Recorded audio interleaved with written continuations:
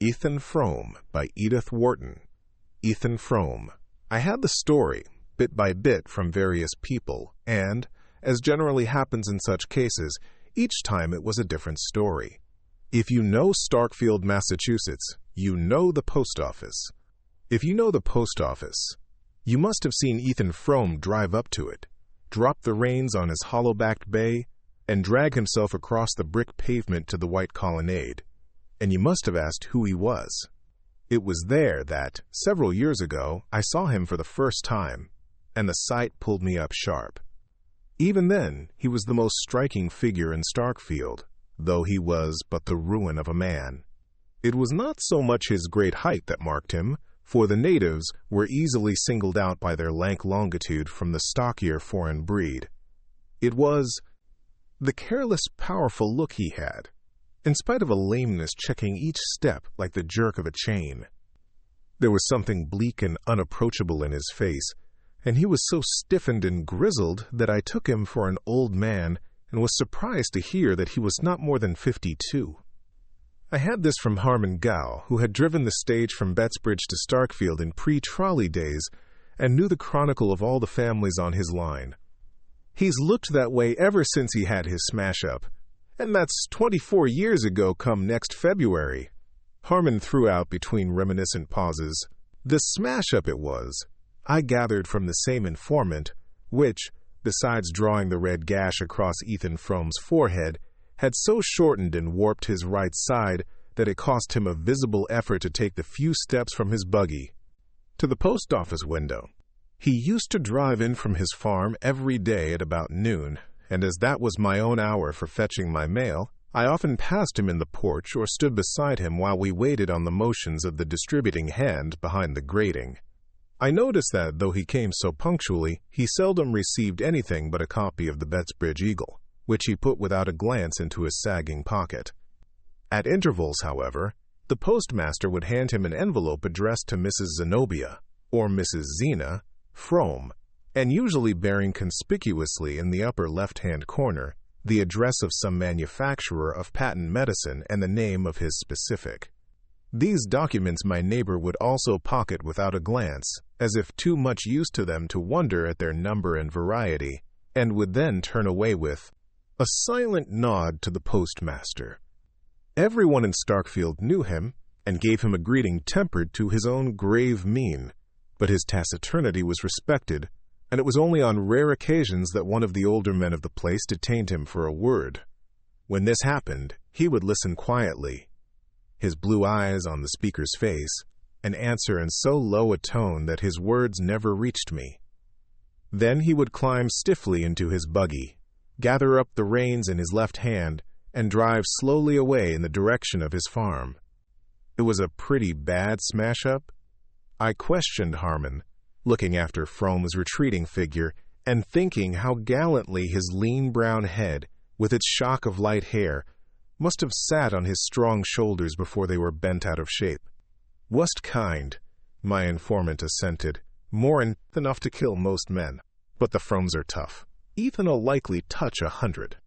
"Good God!" I exclaimed. At the moment, Ethan Frome, after climbing to his seat, had leaned over to assure himself of the security of a wooden box, also with the druggist's label on it, which he had placed in the back of the buggy, and I saw his face as it probably looked when he thought himself alone. That man touch 100? He looks as if he was dead and in hell now. Harmon drew a slab of tobacco from his pocket, cut off a wedge and pressed it into the leather pouch of his cheek. "Guess he's been in Starkfield too many winters. Most of the smart ones get away." "Why didn't he?" "Somebody had to stay and care for the folks. There weren't ever anybody but Ethan. First his father, then his mother, then his wife." "And then the smash-up?" Harmon chuckled sardonically. "That's so. He had to stay then." "I see. And since then, they've had to care for him?" Harmon thoughtfully passed his tobacco to the other cheek. "Oh, as to that, I guess it's always Ethan done the caring." Though Harmon Gow developed the tale as far as his mental and moral reach permitted, there were perceptible gaps between his facts, and I had the sense that the deeper meaning of the story was in the gaps. But one phrase stuck in my memory and served as the nucleus about which I grouped my subsequent inferences. Guess he's been in Starkfield too many winters. Before my own time there was up, I had learned to know what that meant. Yet I had come in the degenerate day of trolley, bicycle, and rural delivery, when communication was easy between the scattered mountain villages, and the bigger towns in the valleys, such as Bettsbridge and Shadd's Falls, had libraries, theaters, and YMCA halls to which the youth of the hills could descend for recreation. But when winter shut down on Starkfield, and the village lay under a sheet of snow perpetually renewed from the pale skies, I began to see what life there, or rather its negation, must have been in Ethan Frome's young manhood. I had been sent up by my employers on a job connected with the big powerhouse at Corbury Junction, and a long-drawn carpenter's strike had so delayed the work that I found myself anchored at Starkfield, the nearest habitable spot, for the best part of the winter. I chafed at first, and then, under the hypnotizing effect of routine, gradually began to find a grim satisfaction in the life. During the early part of my stay, I had been struck by the contrast between the vitality of the climate and the deadness of the community. Day by day, after the December snows were over, a blazing blue sky poured down torrents of light and air on the white landscape, which gave them back in an intenser glitter.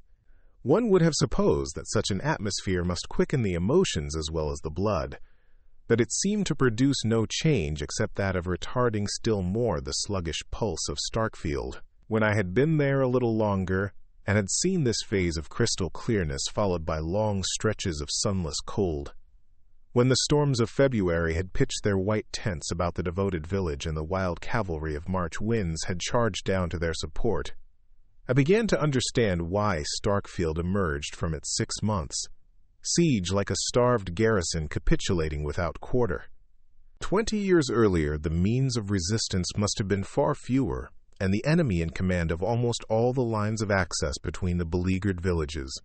And considering these things, I felt the sinister force of Harmon's phrase, "Most of the smart ones get away." But if that were the case, how could any combination of obstacles have hindered the flight of a man like Ethan Frome? During my stay at Starkfield, I lodged with a middle-aged widow, colloquially known as Mrs. Ned Hale.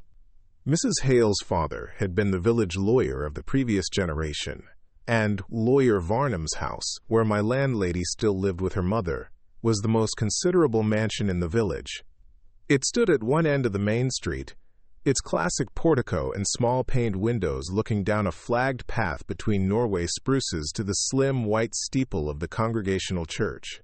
It was clear that the Varnum fortunes were at the ebb, but the two women did what they could to preserve a decent dignity, and Mrs. Hale, in particular, had a certain wan refinement not out of keeping with her pale old-fashioned house. In the best parlor, with its black horsehair and mahogany weakly illuminated by a gurgling carcel lamp, I listened every evening to another and more delicately shaded version of the Starkfield Chronicle. It was not that Mrs. Ned Hale felt, or affected, any social superiority to the people about her.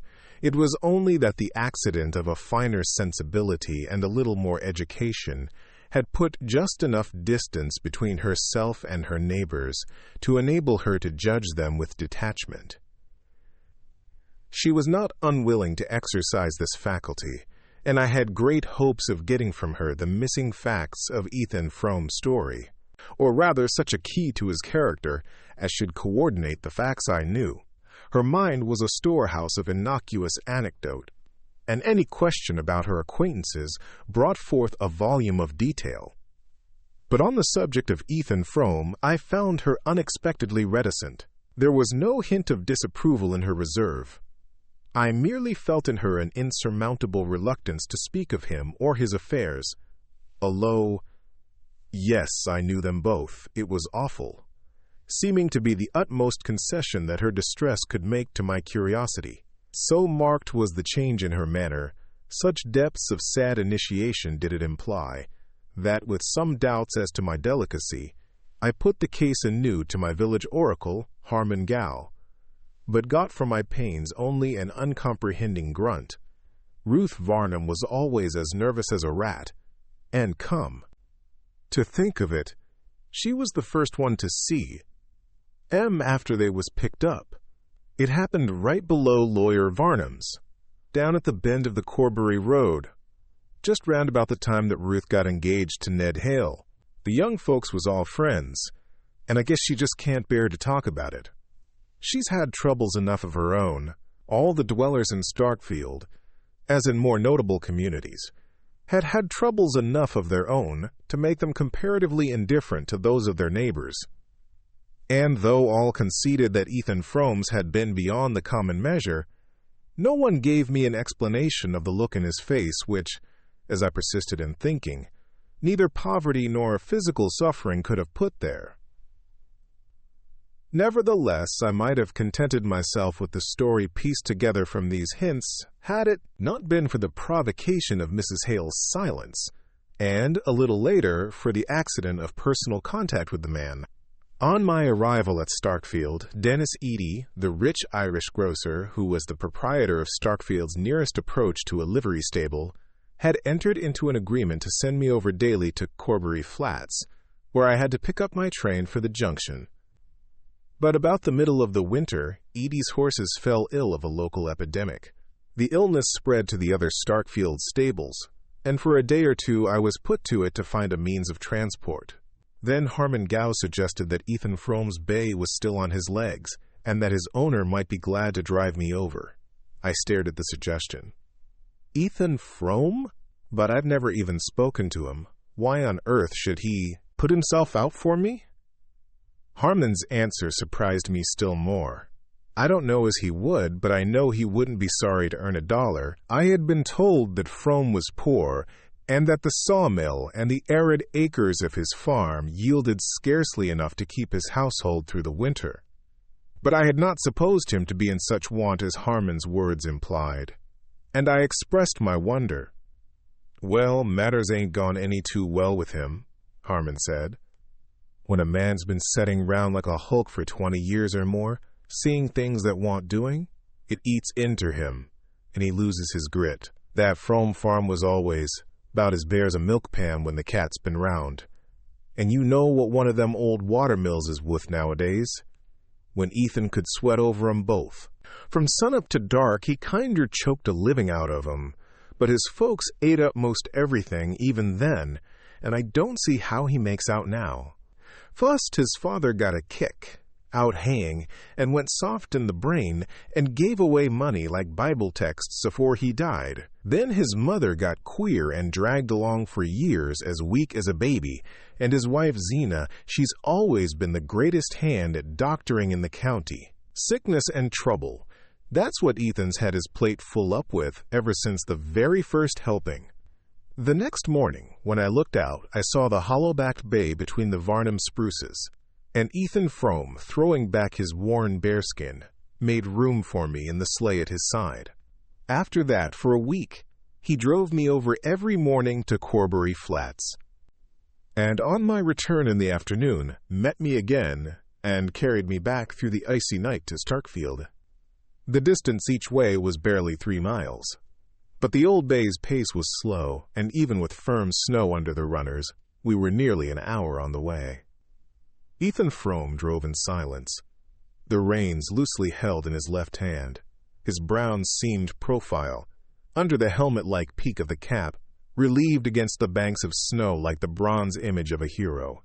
He never turned his face to mine, or answered, except in monosyllables, the questions I put, or such slight pleasantries as I ventured. He seemed a part of the mute, melancholy landscape, an incarnation of its frozen woe, with all that was warm and sentient in him, fast bound below the surface. But there was nothing unfriendly in his silence. I simply felt that he lived in a depth of moral isolation too remote for casual access, and I had the sense that his loneliness was not merely the result of his personal plight, tragic as I guessed that to be, but had in it, as Harmon Gow had hinted, the profound accumulated cold of many Starkfield winters, Only once or twice was the distance between us bridged for a moment, and the glimpses thus gained confirmed my desire to know more. Once I happened to speak of an engineering job I had been on the previous year in Florida, and of the contrast between the winter landscape about us and that in which I had found myself the year before, and to my surprise, Frome said suddenly, "Yes, I was down there once, and for a good while afterward I could call up the sight of it in winter. But now it's all snowed under." He said no more, and I had to guess the rest from the inflection of his voice and his sharp relapse into silence. Another day, on getting into my train at the flats, I missed a volume of popular science.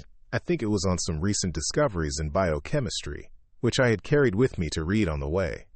I thought no more about it till I got into the sleigh again that evening and saw the book in Frome's hand. "I found it after you were gone," he said. I put the volume into my pocket and we dropped back into our usual silence. But as we began to crawl up the long hill from Corbury Flats to the Starkfield Ridge, I became aware in the dusk that he had turned his face to mine. "There are things in that book that I didn't know. The first word about," he said. I wondered less at his words than at the queer note of resentment in his voice. He was evidently surprised and slightly aggrieved at his own ignorance. "Does that sort of thing interest you?" I asked. "It used to." There are one or two rather new things in the book. There have been some big strides lately in that particular line of research. I waited a moment for an answer that did not come. Then I said, "If you'd like to look the book through, I'd be glad to leave it with you." He hesitated, and I had the impression that he felt himself about to yield to a stealing tide of inertia. Then, "Thank you. I'll take it," he answered shortly. I hoped that this incident might set up some more direct communication between us. Frome was so simple and straightforward that I was sure his curiosity about the book was based on a genuine interest in its subject. Such tastes and acquirements in a man of his condition made the contrast more poignant between his outer situation and his inner needs, and I hoped that the chance of giving expression to the latter might at least unseal his lips. But something in his past history, or in his present way of living, had apparently driven him too deeply into himself for any casual impulse to draw him back to his kind. At our next meeting, he made no allusion to the book, and our intercourse seemed fated to remain as negative and one-sided as if there had been no break in his reserve. Frome had been driving me over to the flats for about a week when one morning I looked out of my window into a thick snowfall. The height of the white waves massed against the garden fence and along the wall of the church showed that the storm must have been going on all night, and that the drifts were likely to be heavy in the open. I thought it probable that my train would be delayed, but I had to be at the powerhouse for an hour or two that afternoon, and I decided, if Frome turned up, to push through to the flats and wait there till my train came in. I don't know why I put it in the conditional, however, for I never doubted that Frome would appear. He was not the kind of man to be turned from his business by any commotion of the elements, and at the appointed hour his sleigh glided up through the snow like a stage apparition behind thickening veils of gauze. I was getting to know him too well to express either wonder or gratitude at his keeping his appointment, but I exclaimed in surprise as I saw him turn his horse in a direction opposite to that of the Corbury Road. "The railroad's blocked by a freight train that got stuck in a drift below the flats," he explained, as we jogged off into the stinging whiteness. "But look here. Where are you taking me, then?" "Straight to the junction, by the shortest way," he answered, pointing up Schoolhouse Hill with his whip. "To the junction? In this storm? Why, it's a good 10 miles. The bay'll do it if you give him time. You said you had some business there this afternoon. I'll see you get there." He said it so quietly that I could only answer, "You're doing me the biggest kind of a favor." "That's all right," he rejoined. Abreast of the schoolhouse the road forked, and we dipped down a lane to the left, between hemlock boughs bent inward to their trunks by the weight of the snow. I had often walked that way on Sundays, and knew that the solitary roof showing through bare branches near the bottom of the hill was that of Frome's sawmill, It looked exanimate enough, with its idle wheel looming above the black stream dashed with yellow-white spume, and its cluster of sheds sagging under their white load. Frome did not even turn his head as we drove by, and still in silence we began to mount the next slope. About a mile farther, on a road I had never traveled, we came to an orchard of starved apple trees, writhing over a hillside among outcroppings of slate that nuzzled up through the snow like animals pushing out their noses to breathe. Beyond the orchard lay a field or two, their boundaries lost, under drifts, and above the fields, huddled against the white immensities of land and sky, one of those lonely New England farmhouses that make the landscape lonelier. "That's my place," said Frome, with a sideway jerk of his lame elbow, and in the distress and oppression of the scene I did not know what to answer. The snow had ceased, and a flash of watery sunlight exposed the house on the slope above us in all its plaintive ugliness. The black wraith of a deciduous creeper flapped from the porch, and the thin wooden walls, under their worn coat of paint, seemed to shiver in the wind that had risen with the ceasing of the snow. The house was bigger in my father's time. I had to take down the L a while back. Frome continued, checking with a twitch of the left rein the bay's evident intention of turning. In through the broken-down gate, I saw then that the unusually forlorn and stunted look of the house was partly due to the loss of what is known in New England as the L, that long, deep-roofed adjunct usually built at right angles to the main house, and connecting it by way of storerooms and tool-house with the woodshed and cow barn.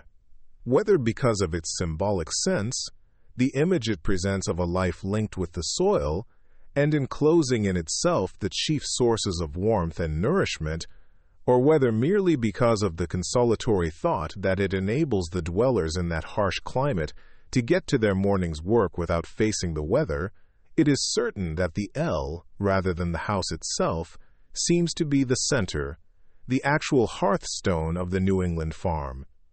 Perhaps this connection of ideas, which had often occurred to me in my rambles about Starkfield, caused me to hear a wistful note in Frome's words, and to see in the diminished dwelling the image of his own shrunken body. "We're kinder sidetracked here now," he added, "but there was considerable passing before the railroad was carried through to the flats." He roused the lagging bay with another twitch. Then, as if the mere sight of the house had let me too deeply into his confidence for any farther pretense of reserve, he went on slowly. "I've always set down the worst of Mother's trouble to that. When she got the rheumatism so bad she couldn't move around, she used to sit up there and watch the road by the hour.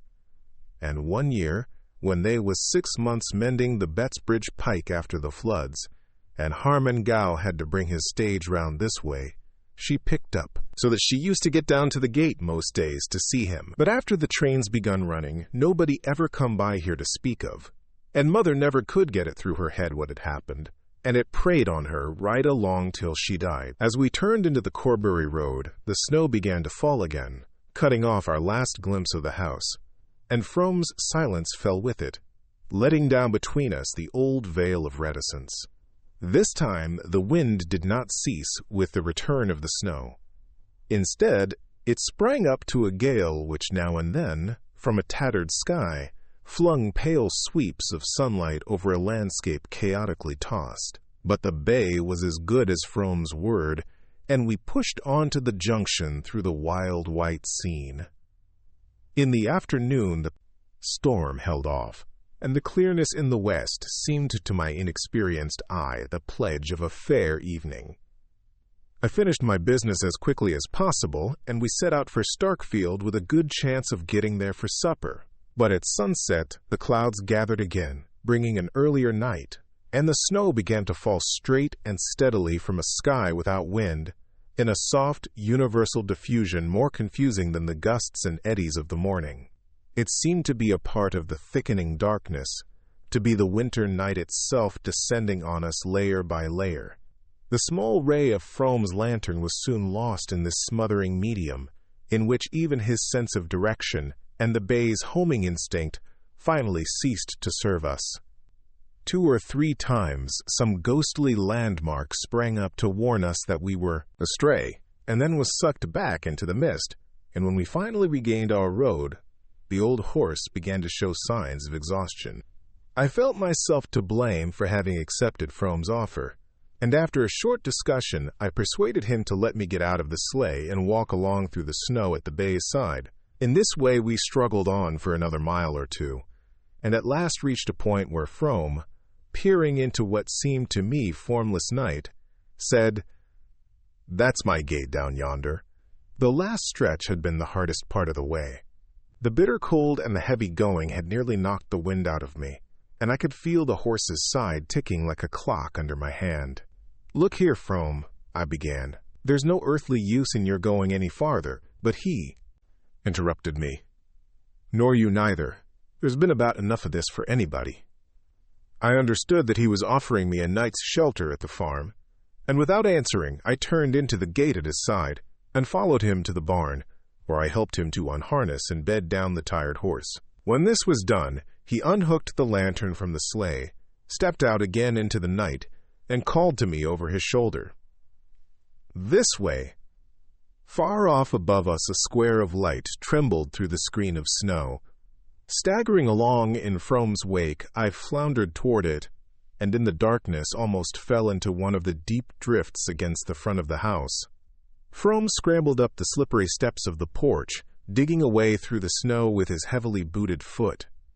Then he lifted his lantern, found the latch, and led the way into the house.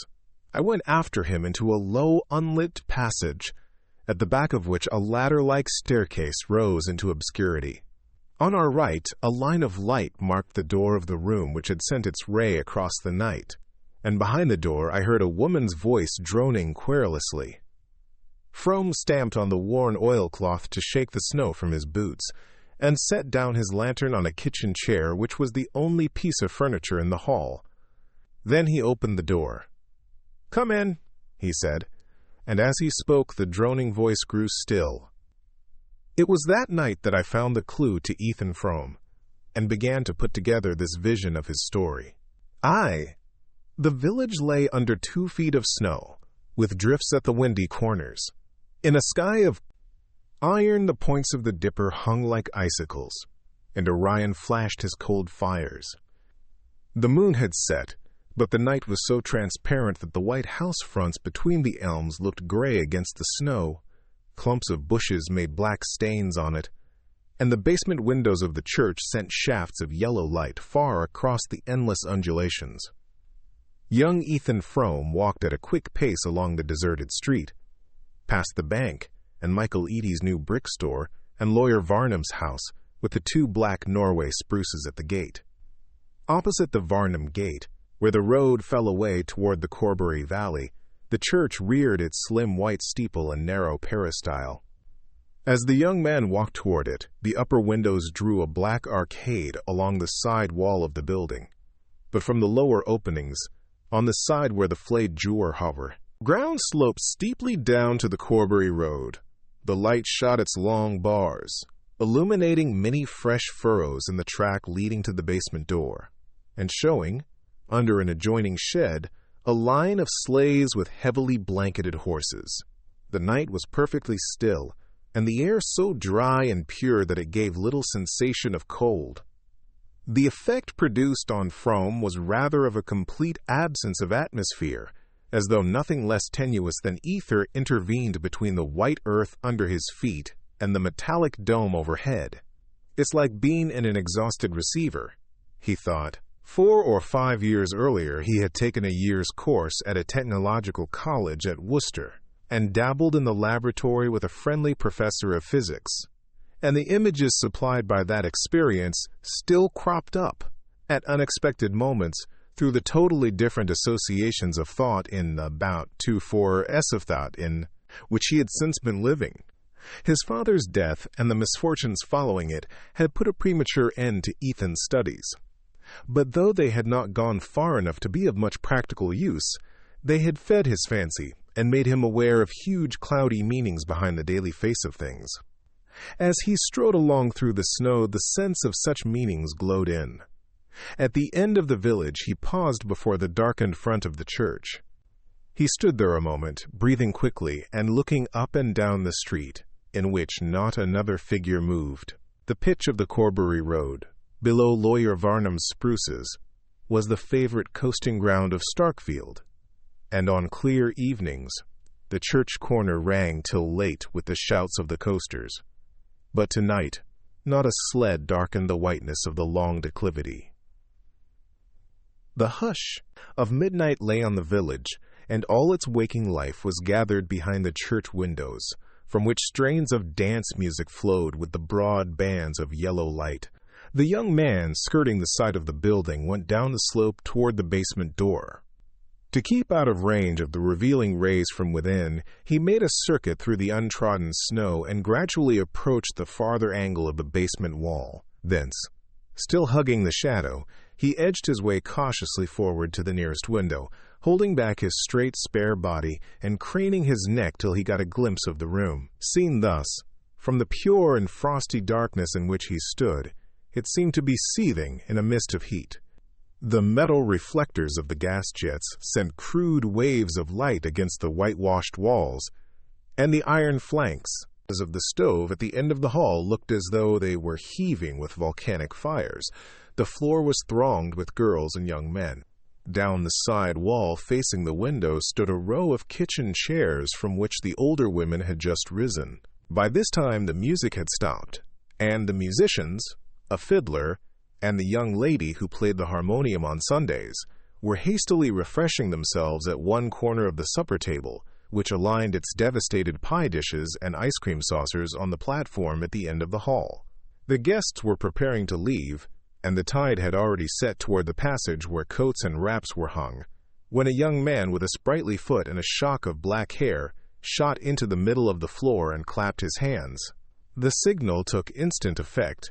The musicians hurried to their instruments. The dancers, some already half muffled for departure, fell into line down each side of the room. The older spectators slipped back to their chairs, and the lively young man, after diving about here and there in the throng, drew forth a girl who had already wound a cherry-colored fascinator about her head, and leading her up to the end of the floor, whirled her down its length to the bounding tune of a Virginia reel. Frome's heart was beating fast. He had been straining for a glimpse of the dark head under the cherry-colored scarf, and it vexed him that another eye should have been quicker than his. The leader of the reel, who looked as if he had Irish blood in his veins, danced well, and his partner caught his fire. As she passed down the line, her light figure swinging from hand to hand in circles of increasing swiftness, the scarf flew off her head and stood out behind her shoulders, and Frome at each turn caught sight of her laughing, panting lips, the cloud of dark hair about her forehead, and the dark eyes which seemed the only fixed points in a maze of flying lines. The dancers were going faster and faster, and the musicians, to keep up with them, belabored their instruments like jockeys lashing their mounts on the home stretch. Yet it seemed to the young man at the window that the reel would never end. Now and then he turned his eyes from the girl's face to that of her partner, which, in the exhilaration of the dance, had taken on a look of almost impudent ownership. Dennis Eady was the son of Michael Eady, the ambitious Irish grocer, whose suppleness and effrontery had given Starkfield its first notion of smart business methods, and whose new brick store testified to the success of the attempt. His son seemed likely to follow in his steps, and was meanwhile applying the same arts to the conquest of the Starkfield maidenhood. Hitherto Ethan Frome had been content to think him a mean fellow, but now he positively invited a horsewhipping. It was strange that the girl did not seem aware of it, that she could lift her rapt face to her dancers and drop her hands into his without appearing to feel the offense of his look and touch. Frome was in the habit of walking into Starkfield to fetch home his wife's cousin, Mattie Silver, on the rare evenings when some chance of amusement drew her to the village. It was his wife who had suggested, when the girl came to live with them, that such opportunities should be put in her way. Mattie Silver came from Stamford, and when she entered the Fromes' household to act as her cousin Zena's aide, it was thought best, as she came without pay, not to let her feel too sharp a contrast between the life she had left and the isolation of a Starkfield farm. But for this, as Frome sardonically reflected, it would hardly have occurred to Zena to take any thought for the girl's amusement. When his wife first proposed that they should give Matty an occasional evening out, he had inwardly demurred at having to do the extra 2 miles to the village and back after his hard day on the farm. But not long afterward, he had reached the point of wishing that Starkfield might give all its nights to revelry. Matty Silver had lived under his roof for a year, and from early morning till they met at supper he had frequent chances of seeing her. But no moments in her company were comparable to those when, her arm in his and her light step flying to keep time with his long stride, they walked back through the night to the farm. He had taken to the girl from the first day when he had driven over to the flats to meet her, and she had smiled and waved to him from the train, crying out, "You must be Ethan," as she jumped down with her bundles while he reflected, looking over her slight person. "She don't look much on housework, but she ain't a fretter, anyhow." But it was not only that the coming to his house of a bit of hopeful young life was like the lighting of a fire on a cold hearth. The girl was more than the bright, serviceable creature he had thought her. She had an eye to see, and an ear to hear. He could show her things and tell her things, and taste the bliss of feeling that all he imparted left long reverberations and echoes he could wake at will. It was during their night walks back to the farm that he felt most intensely the sweetness of this communion. He had always been more sensitive than the people about him to the appeal of natural beauty. His unfinished studies had given form to this sensibility, and even in his unhappiest moments, field and sky spoke to him with a deep and powerful persuasion. But hitherto the emotion had remained in him as a silent ache, veiling with sadness the beauty that evoked it. He did not even know whether anyone else in the world felt as he did, or whether he was the sole victim of this mournful privilege. Then he learned that one other spirit had trembled with the same touch of wonder, that at his side, living under his roof and eating his bread, was a creature to whom he could say, "That's Orion down yonder. The big fellow to the right is Aldebaran, and the bunch of little ones, like bees swarming, they're the Pleiades," or whom he could hold entranced before a ledge of granite thrusting up through the fern while he unrolled the huge panorama of the Ice Age and the long dim stretches of succeeding time. The fact that admiration for his learning mingled with Matty's wonder at what he taught was not the least part of his pleasure. And there were other sensations, less definable but more exquisite, which drew them together with a shock of silent joy: the cold red of sunset behind winter hills, the flight of cloud flocks over slopes of golden stubble, or the intensely blue shadows of hemlocks on sunlit snow. When she said to him once, "It looks just as if it was painted," it seemed to Ethan that the art of definition could go no farther, and that words had at last been found to utter his secret soul. As he stood in the darkness outside the church, these memories came back with the poignancy of vanished things. Watching Matty whirl down the floor from hand to hand, he wondered how he could ever have thought that his dull talk interested her. To him, who was never gay but in her presence, her gaiety seemed plain proof of indifference. The face she lifted to her dancers was the same which, when she saw him, always looked like a window that has caught the sunset. He even noticed 2 or 3 gestures which, in his fatuity, he had thought she kept for him. A way of throwing her head back when she was amused, as if to taste her laugh before she let it out, and a trick of sinking her lids slowly when anything charmed or moved her. The sight made him unhappy, and his unhappiness roused his latent fears. His wife had never shown any jealousy of Matty, but of late she had grumbled increasingly over the housework and found oblique ways of attracting attention to the girl's inefficiency. Zena had always been what Starkfield called sickly, and Frome had to admit that, if she were as ailing as she believed, she needed the help of a stronger arm than the one which lay so lightly in his during the night walks to the farm. Matty had no natural turn for housekeeping, and her training had done nothing to remedy the defect. She was quick to learn, but forgetful and dreamy, and Not disposed to take the matter seriously, Ethan had an idea that if she were to marry a man she was fond of, the dormant instinct would wake, and her pies and biscuits become the pride of the county. But domesticity in the abstract did not interest her. At first she was so awkward that he could not help laughing at her, but she laughed with him, and that made them better friends. He did his best to supplement her unskilled efforts, getting up earlier than usual to light the kitchen fire, carrying in the wood overnight, and neglecting the mill for the farm that he might help her about the house during the day. He even crept down on Saturday nights to scrub the kitchen floor after the women had gone to bed, and Zina one day had surprised him at the churn and had turned away silently with one of her queer looks. Of late there had been other signs of her disfavor, as intangible but more disquieting. One cold winter morning, as he dressed in the dark, his candle flickering in the draught of the ill-fitting window, he had heard her speak from the bed behind him. "The doctor don't want I should be left without anybody to do for me," she said in her flat whine. He had supposed her to be asleep, and the sound of her voice had startled him, though she was given to abrupt explosions of speech after long intervals of secretive silence. He turned and looked at her where she lay indistinctly outlined under the dark calico quilt, her high-boned face taking a grayish tinge from the whiteness of the pillow. "Nobody to do for you?" he repeated. "If you say you can't afford a hired girl when Mattie goes." Frome turned away again, and, taking up his razor, stooped to catch the reflection of his stretched cheek in the blotched looking-glass above the washstand. "Why on earth should Mattie go?" "Well, when she gets married, I mean." His wife's drawl came from behind him.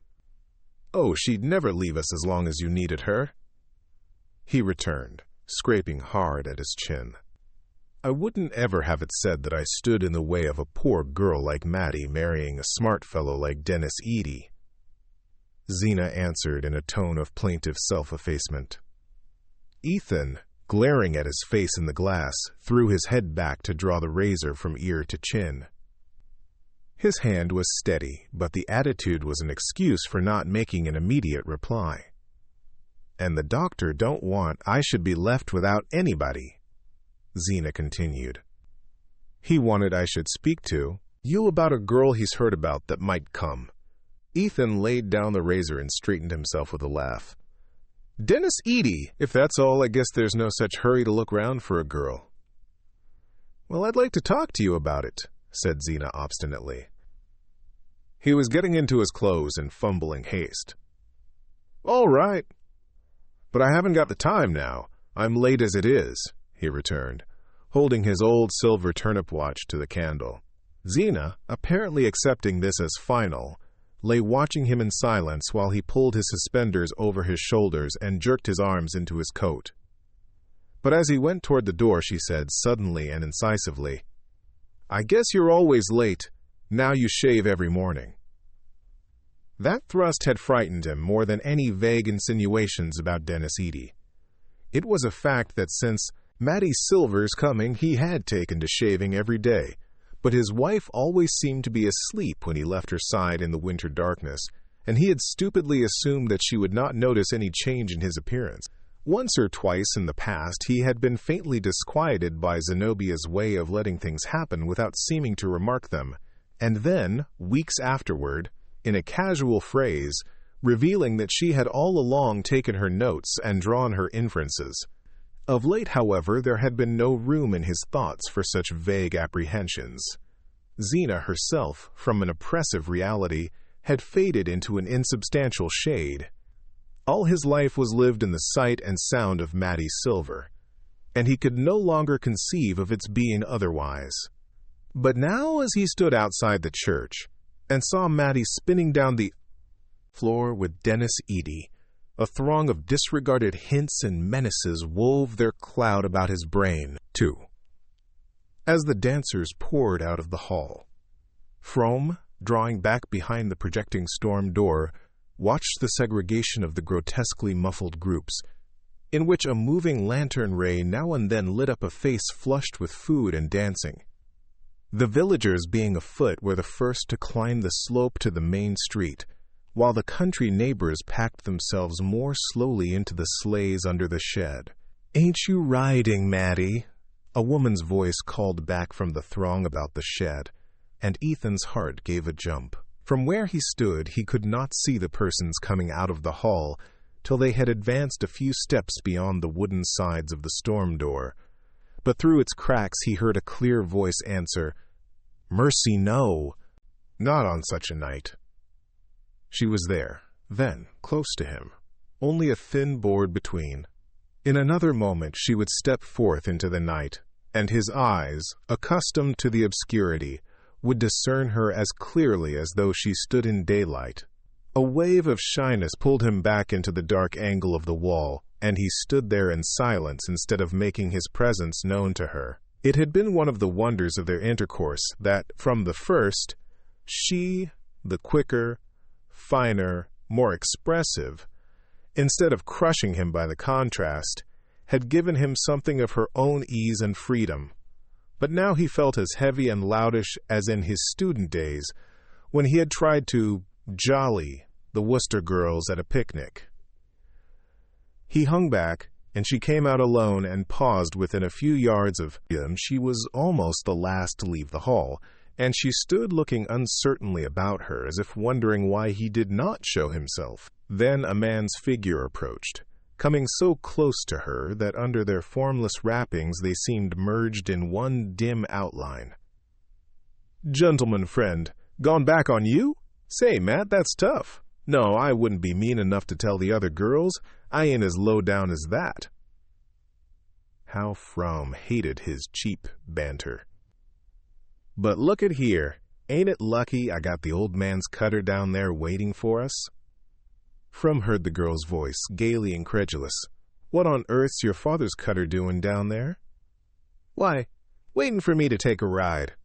I got the roan colt, too. My cutter knew I'd want to take a ride tonight." Edie, in his triumph, tried to put a sentimental note into his bragging voice. The girl seemed to waver, and Frome saw her twirl the end of her scarf irresolutely about her fingers. Not for the world would he have made a sign to her, though it seemed to him that his life hung on her next gesture.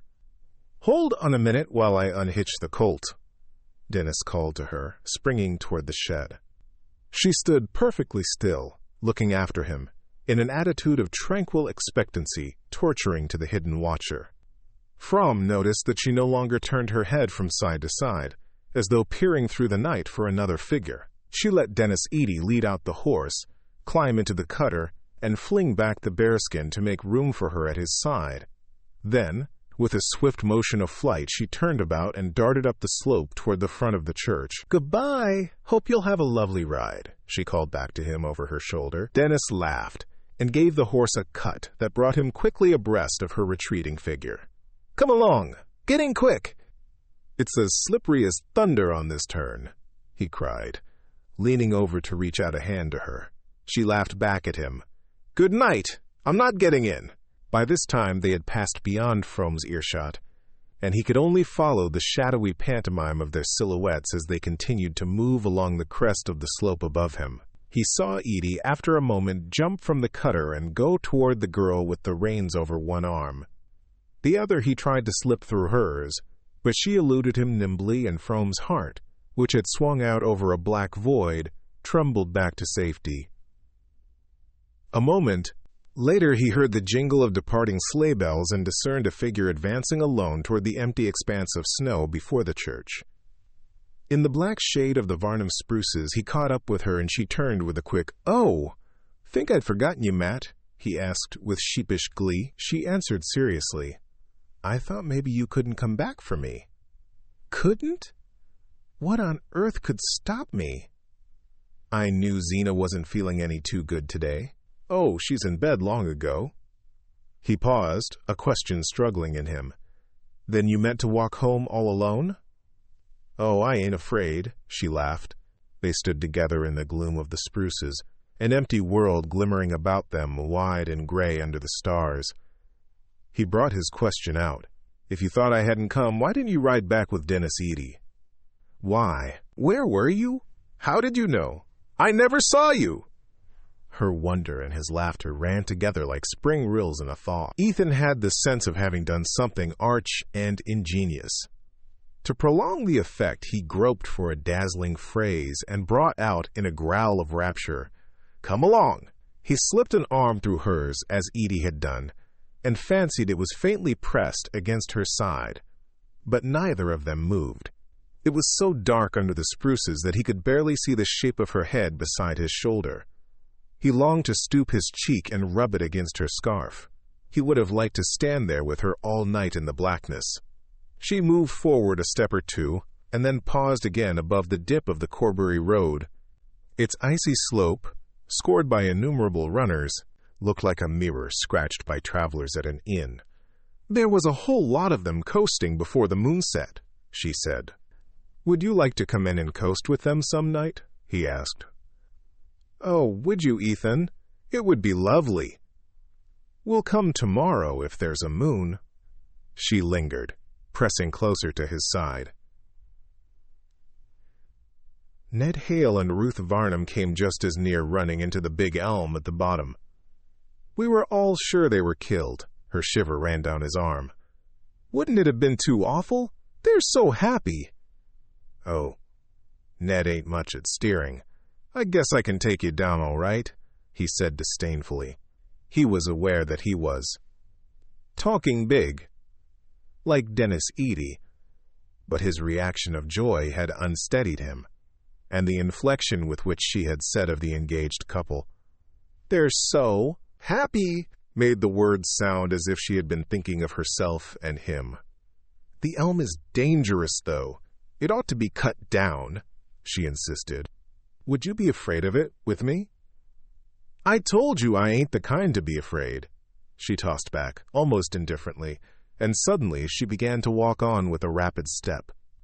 These alterations of mood were the despair and joy of Ethan Frome. The motions of her mind were as incalculable as the flit of a bird in the branches. The fact that he had no right to show his feelings, and thus provoke the expression of hers, made him attach a fantastic importance to every change in her look and tone. Now he thought she understood him, and feared. Now he was sure she did not, and despaired.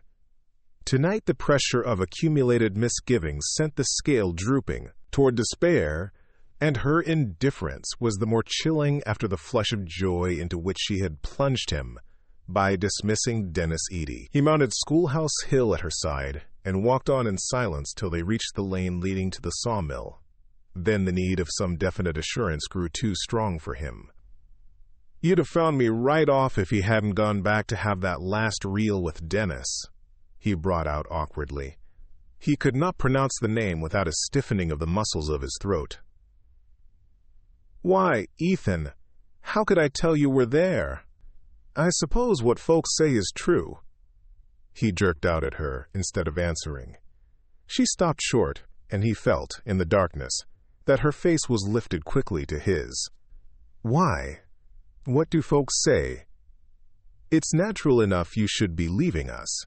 He floundered on, following his thought. "Is that what they say?" She mocked back at him.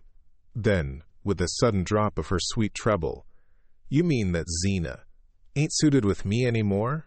she faltered. Their arms had slipped apart, and they stood motionless, each seeking to distinguish the other's face. "I know I ain't anything like as smart as I ought to be," she went on, while he vainly struggled for expression. "There's lots of things a hired girl could do that come awkward to me still, and I haven't got much strength in my arms. But if she'd only tell me I'd try. You know she hardly ever says anything, and sometimes I can see she ain't suited, and yet I don't know why." She turned on him with a sudden flash of indignation. "You'd ought to tell me, Ethan Frome. You'd ought to, unless you want me to go, too." Unless he wanted her to go, too. The cry was balm to his raw wound. The iron heavens seemed to melt and rain down sweetness. Again he struggled for the all-expressive word, and again his arm in hers found only a deep, "Come along." They walked on in silence through the blackness of the hemlock-shaded lane, where Ethan's sawmill gloomed through the night, and out again into the comparative clearness of the fields. On the farther side of the hemlock belt, the open country rolled away before them gray and lonely under the stars. Sometimes their way led them under the shade of an overhanging bank, or through the thin obscurity of a clump of leafless trees. Here and there a farmhouse stood far back among the fields, mute and cold as a gravestone. The night was so still that they heard the frozen snow crackle under their feet. The crash of a loaded branch falling far off in the woods reverberated like a musket shot, and once a fox barked, and Maddie shrank closer to Ethan and quickened her steps. At length they sighted the group of larches at Ethan's gate, and as they drew near it, the sense that the walk was over brought back his words. "Then you don't want to leave us, Matt?" He had to stoop his head to catch her stifled whisper. "Where'd I go if I did?" The answer sent a pang through him, but the tone suffused him with joy. He forgot what else he had meant to say, and pressed her against him so closely that he seemed to feel her warmth in his veins. "You ain't crying, are you, Matt?" "No, of course I'm not," she quavered. They turned in at the gate and passed under the shaded knoll where, enclosed in a low fence, the Frome gravestones slanted at crazy angles through the snow. Ethan looked at them curiously. For years that quiet company had mocked his restlessness, his desire for change and freedom. "We never got away." "How should you?" seemed to be written on every headstone, and whenever he went in or out of his gate, he thought with a shiver, "I shall just go on living here till I join them." But now all desire for change had vanished, and the sight of the little enclosure gave him a warm sense of continuance and stability. "I guess we'll never let you go, Matt," he whispered, as though even the dead, lovers once, must conspire with him to keep her, and brushing by the graves, he thought, "We'll always go on living here together, and someday she'll lie there beside me." He let the vision possess him as they climbed the hill to the house. He was never so happy with her as when he abandoned himself to these dreams. Halfway up the slope, Maddie stumbled against some unseen obstruction and clutched his sleeve to steady herself. The wave of warmth that went through him was like the prolongation of his vision. For the first time he stole his arm about her, and she did not resist. They walked on as if they were floating on a summer stream.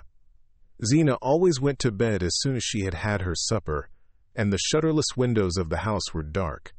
A dead cucumber vine dangled from the porch like the crepe streamer tied to the door for a death, and the thought flashed through Ethan's brain. If it was there for Zena, then he had a distinct sight of his wife lying in their bedroom asleep, her mouth slightly open, her false teeth in a tumbler by the bed. They walked around to the back of the house, between the rigid gooseberry bushes. It was Zena's habit, when they came back late from the village, to leave the key of the kitchen door under the mat. Ethan stood before the door, his head heavy with dreams, his arm still about Maddie. "Matt," he began, not knowing what he meant to say. She slipped out of his hold without speaking, and he stooped down and felt for the key. "It's not there," he said, straightening himself with a start. They strained their eyes at each other through the icy darkness. Such a thing had never happened before. "Maybe she's forgotten it," Maddie said in a tremulous whisper. But both of them knew that it was not like Zena to forget. It might have fallen off into the snow. Maddie continued, after a pause during which they had stood intently listening. "It must have been pushed off then," he rejoined in the same tone. Another wild thought tore through him.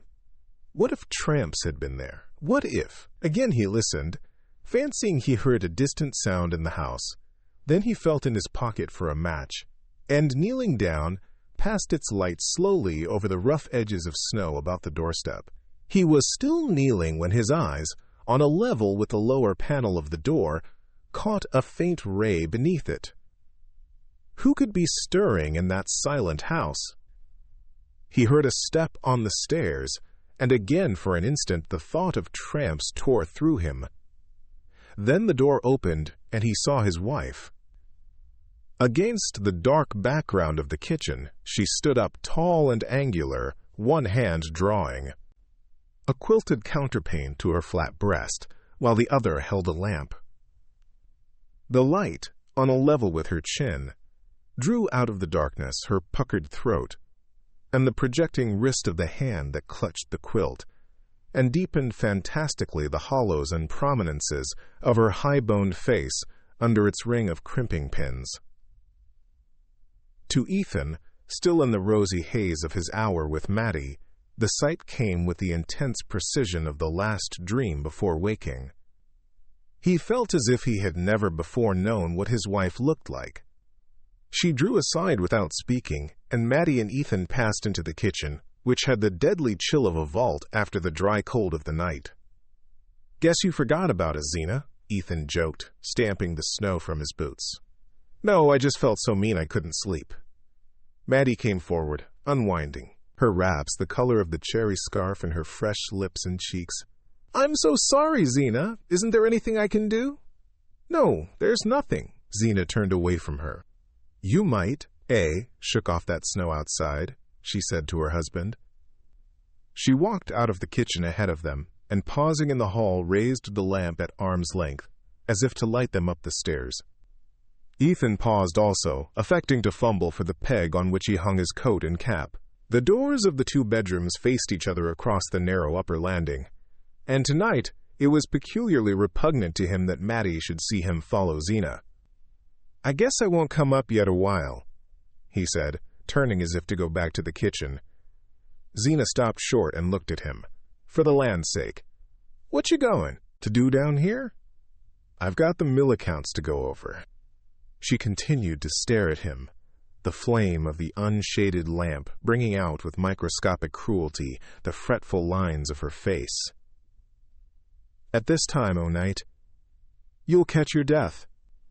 The fire's out long ago." Without answering, he moved away toward the kitchen. As he did so, his glance crossed Mattie's, and he fancied that a fugitive warning gleamed through her lashes.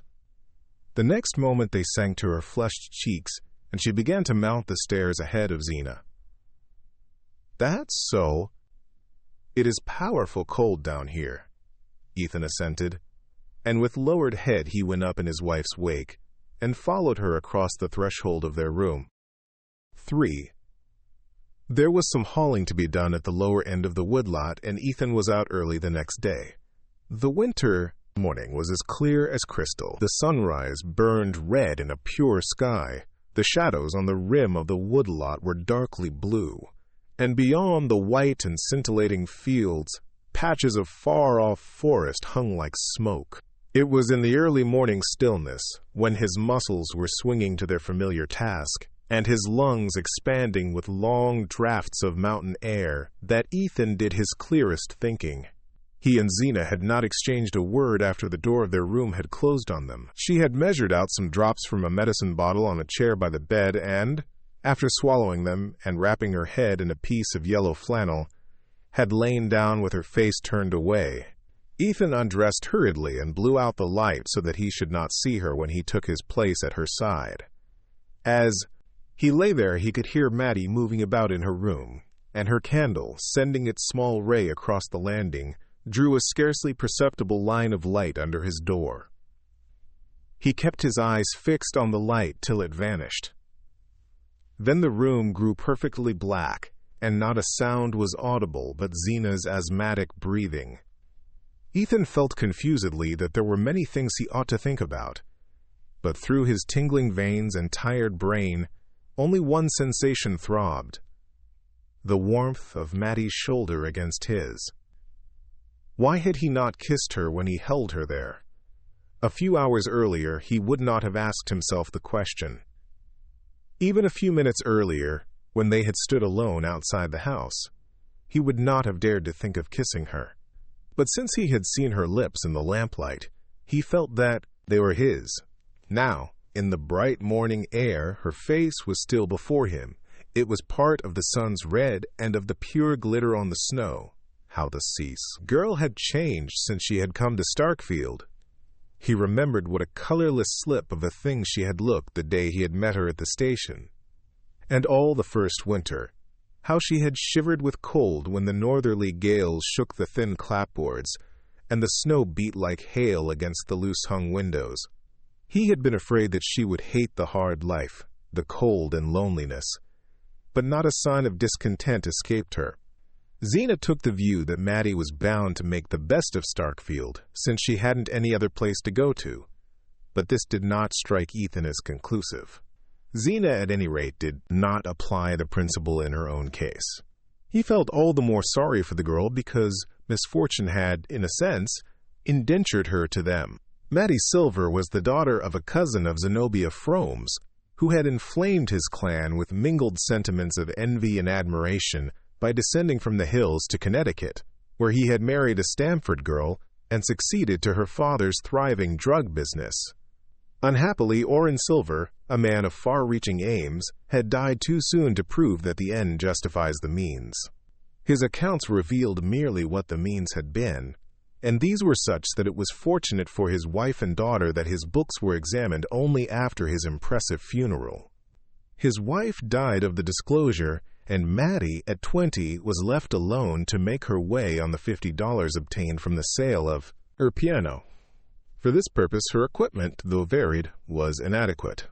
She could trim a hat, make molasses candy, recite "Curfew Shall Not Ring Tonight," and play the Lost Chord, and a potpourri from Carmen. When she tried to extend the field of her activities in the direction of stenography and bookkeeping, her health broke down, and 6 months on her feet behind the counter of a department store did not tend to restore it. Her nearest relations had been induced to place their savings in her father's hands, and though, after his death, they ungrudgingly acquitted themselves of the Christian duty of returning good for evil by giving his daughter all the advice at their disposal, they could hardly be expected to supplement it by material aid. But when Zenobia's doctor recommended her looking about for someone to help her with the housework, the clan instantly saw the chance of exacting a compensation from Maddie. Zenobia, though doubtful of the girl's efficiency, was tempted by the freedom to find fault without much risk of losing her, and so Maddie came to Starkfield. Zenobia's fault-finding was of the silent kind, but not the less penetrating for that. During the first months, Ethan alternately burned with the desire to see Maddie defy her and trembled with fear of the result.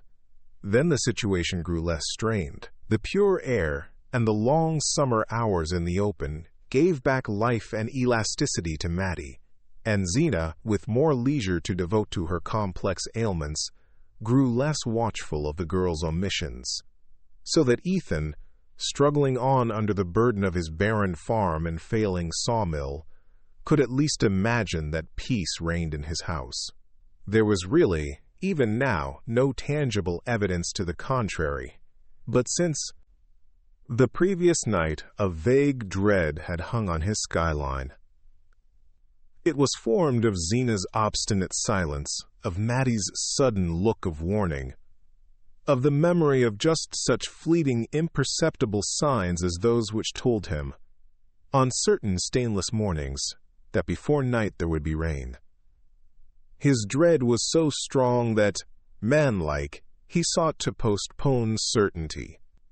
The hauling was not over till midday, and as the lumber was to be delivered to Andrew Hale, the Starkfield builder, it was really easier for Ethan to send Jotham Powell, the hired man, back to the farm on foot and drive the load down to the village himself.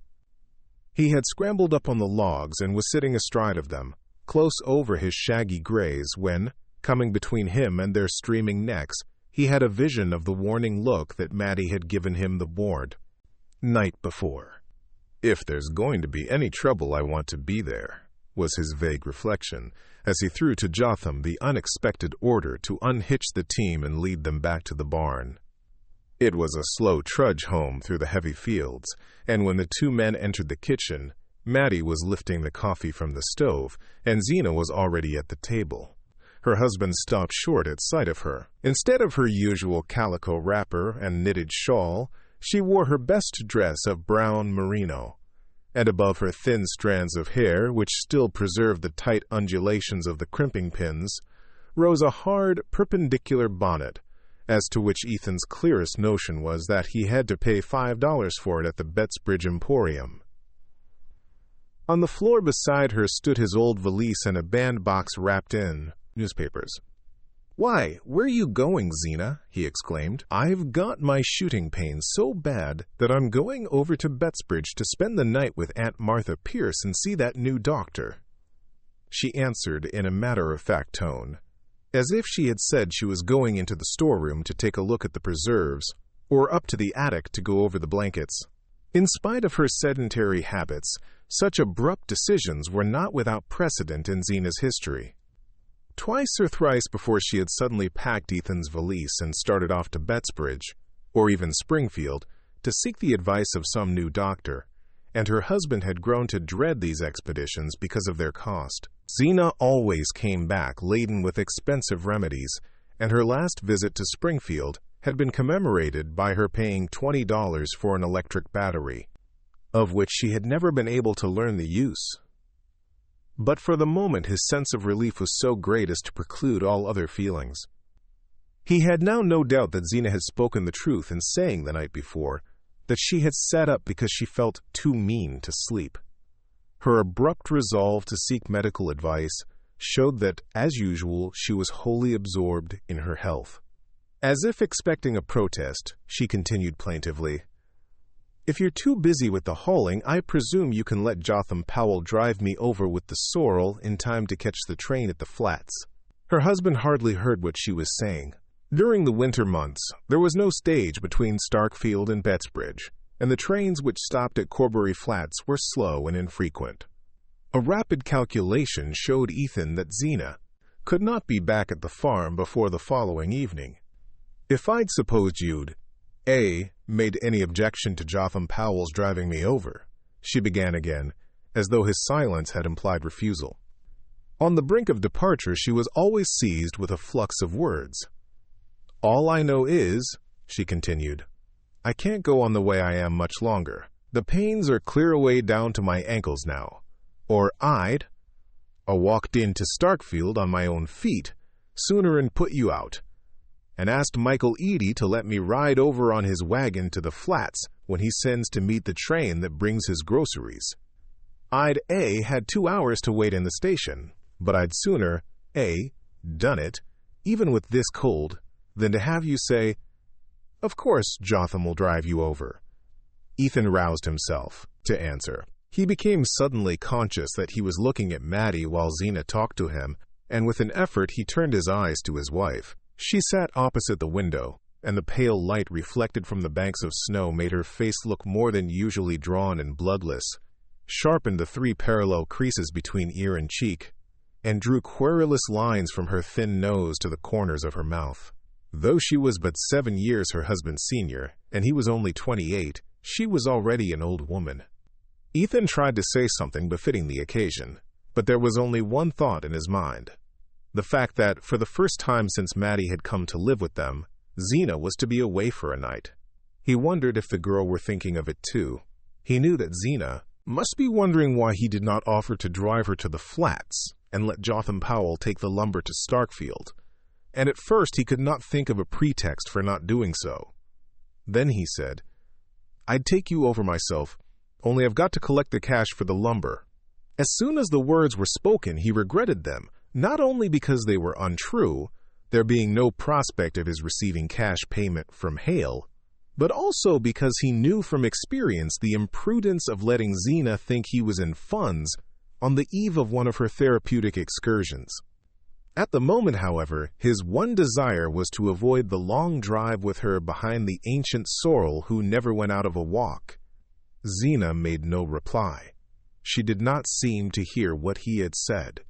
She had already pushed her plate aside and was measuring out a draft from a large bottle at her elbow. "It ain't done me a speck of good, but I guess I might as well use it up," she remarked, adding as she pushed the empty bottle toward Maddie, "If you can get the taste out, it'll do for pickles. IV." As soon as his wife had driven off, Ethan took his coat and cap from the peg. Maddie was washing up the dishes, humming one of the dance tunes of the night before. He said, "So long, Matt." And she answered gaily, "So long, Ethan." And that was all. It was warm and bright in the kitchen. The sun slanted through the south window on the girl's moving figure, on the cat dozing in a chair, and on the geraniums brought in from the doorway, where Ethan had planted them in the summer, to make a garden for Maddie. He would have liked to linger on, watching her tidy up and then settle down to her sewing, but he wanted still more to get the hauling done and be back at the farm before night. All the way down to the village, he continued to think of his return to Maddie. The kitchen was a poor place, not spruce and shining as his mother had kept it in his boyhood, but it was surprising what a home-like look the mere fact of Zena's absence gave it. And he pictured what it would be like that evening, when he and Maddie were there after supper. For the first time they would be alone together indoors, and they would sit there, one on each side of the stove, like a married couple, he in his stocking feet and smoking his pipe, she laughing and talking, in that funny way she had, which was always as new to him as if he had never heard her before. The sweetness of the picture, and the relief of knowing that his fears of trouble with Zena were unfounded, sent up his spirits with a rush, and he, who was usually so silent, whistled and sang aloud as he drove through the snowy fields. There was in him a slumbering spark of sociability, which the long Starkfield winters had not yet extinguished. By nature grave and inarticulate, he admired recklessness and gaiety in others, and was warmed to the marrow by friendly human intercourse. At Worcester, though he had the name of keeping to himself and not being much of a hand at a good time, he had secretly gloried in being clapped on the back and hailed as Old Eth or Old Stiff, and the cessation of such familiarities had increased the chill of his return to Starkfield. There the silence had deepened about him year by year. Left alone, after his father's accident, to carry the burden of farm and mill, he had had no time for convivial loiterings in the village. And when his mother fell ill, the loneliness of the house grew more oppressive than that of the fields. His mother had been a talker in her day, but after her trouble, the sound of her voice was seldom heard, though she had not lost the power of speech. Sometimes in the long winter evenings, when in desperation her son asked her why she didn't say something, she would lift a finger and answer, "Because I'm listening." And on stormy nights when the loud wind was about the house, she would complain if he spoke to her. "They're talking so out there that I can't hear you." It was only when she drew toward her last illness, and his cousin Zenobia Pierce came over from the next valley to help him nurse her, that human speech was heard again in the house. After the mortal silence of his long imprisonment, Zena's volubility was music in his ears. He felt that he might have gone like his mother, if the sound of a new voice had not come to steady him. Zena seemed to understand his case at a glance. She laughed at him for not knowing the simplest sickbed duties, and told him to go right along out and leave her to see to things. The mere fact of obeying her orders, of feeling free to go about his business again and talk with other men, restored his shaken balance, and magnified his sense of what he owed her. Her efficiency shamed and dazzled him. She seemed to possess by instinct all the household wisdom that his long apprenticeship had not instilled in him. When the end came, it was she who had to tell him to hitch up and go for the undertaker, and she thought it funny that he had not settled beforehand who was to have his mother's clothes and the sewing machine. After the funeral, when he saw her preparing to go away, he was seized with an unreasoning dread of being left alone on the farm, and before he knew what he was doing, he had asked her to stay there with him. He had often thought since that it would not have happened if his mother had died in spring instead of winter. When they married, it was agreed that, as soon as he could straighten out the difficulties resulting from Mrs. Frome's long illness, they would sell the farm and sawmill and try their luck in a large town. Ethan's love of nature did not take the form of a taste for agriculture. He had always wanted to be an engineer, and to live in towns where there were lectures and big libraries and fellows doing things. A slight engineering job in Florida, put in his way during his period of study at Worcester, increased his faith in his ability as well as his eagerness to see the world. And he felt sure that, with a smart wife like Zena, it would not be long before he had made himself a place in it. Zena's native village was slightly larger and nearer to the railway than Starkfield, and she had let her husband see from the first that life on an isolated farm was not what she had expected when she married.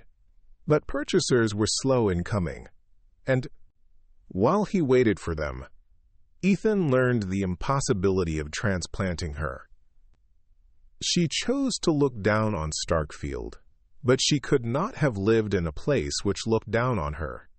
Even Bettsbridge or Shadd's Falls would not have been sufficiently aware of her, and in the greater cities which attracted Ethan, she would have suffered a complete loss of identity, and within a year of their marriage she developed the sickliness, which had since made her notable even in a community rich in pathological instances. When she came to take care of his mother, she had seemed to Ethan like the very genius of health. But he soon saw that her skill as a nurse had been acquired by the absorbed observation of her own symptoms. Then she too fell silent. Perhaps it was the inevitable effect of life on the farm, or perhaps, as she sometimes said, it was because Ethan never listened. The charge was not wholly unfounded. When she spoke, it was only to complain, and to complain of things not in his power to remedy. And to check a tendency to impatient retort, he had first formed the habit of not answering her, and finally, of thinking of other things while she talked. Of late, however, since he had reasons for observing her more closely, her silence had begun to trouble him. He recalled his mother's growing taciturnity and wondered if Zena were also turning queer.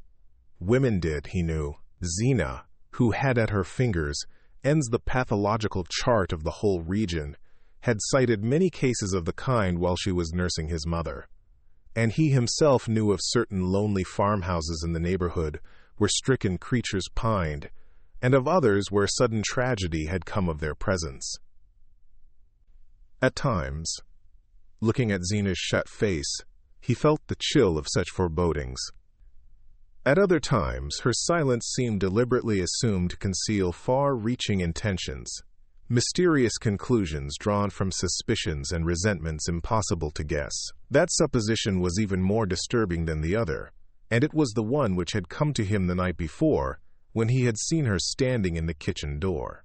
Now her departure for Bettsbridge had once more eased his mind, and all his thoughts were on the prospect of his evening with Mattie. Only one thing weighed on him, and that was his having told Zena that he was to receive cash for the lumber. He foresaw so clearly the consequences of this imprudence that with considerable reluctance he decided to ask Andrew Hale for a small advance on his load. When Ethan drove into Hale's yard, the builder was just getting out of his sleigh. "Hello, Etha," he said. "This comes handy." Andrew Hale was a ruddy man with a big gray mustache and a stubbly double chin unconstrained by a collar. But his scrupulously clean shirt was always fastened by a small diamond stud. This display of opulence was misleading, for though he did a fairly good business, it was known that his easygoing habits and the demands of his large family frequently kept him what Starkfield called behind. He was an old friend of Ethan's family, and his house one of the few to which Zena occasionally went, drawn there by the fact that Mrs. Hale in her youth had done more doctoring than any other woman in Starkfield, and was still a recognized authority on symptoms and treatment. Hale went up to the Greys and patted their sweating flanks. "Well, sir," he said, "you keep them too as if they was pets." Ethan set about unloading the logs, and when he had finished his job, he pushed open the glazed door of the shed, which the builder used as his office. Hale sat with his feet up on the stove, his back propped against a battered desk strewn with papers. The place, like the man, was warm, genial, and untidy. "Sit right down and thaw out," he greeted Ethan. The latter did not know how to begin, but at length he managed to bring out his request for an advance of $50. The blood rushed to his thin skin under the sting of Hale's astonishment.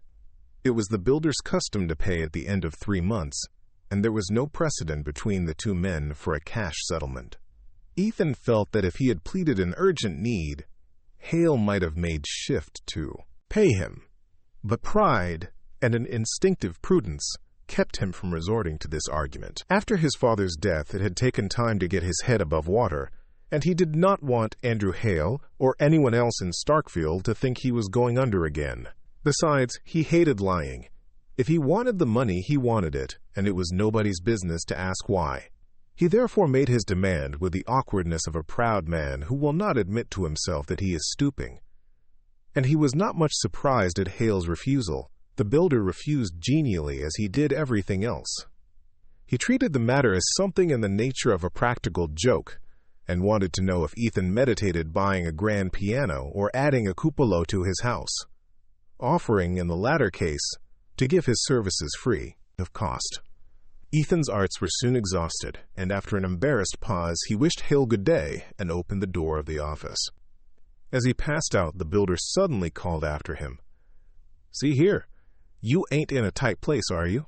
"Not a bit," Ethan's pride retorted before his reason had time to intervene. "Well, that's good, because I am, a shade. Fact is, I was gonna ask you to give me a little extra time on that payment. Business is pretty slack to begin with, and then I'm fixing up a little house for Ned and Ruth when they're married. I'm glad to do it for 'em, but it costs." His look appealed to Ethan for sympathy. "The young people like things nice. You know how it is yourself. It's not so long ago since you fixed up your own place for Zena." Ethan left the Grays and Hale's stable and went about some other business in the village. As he walked away, the builder's last phrase lingered in his ears, and he reflected grimly that his 7 years with Zena seemed to Starkfield not so long.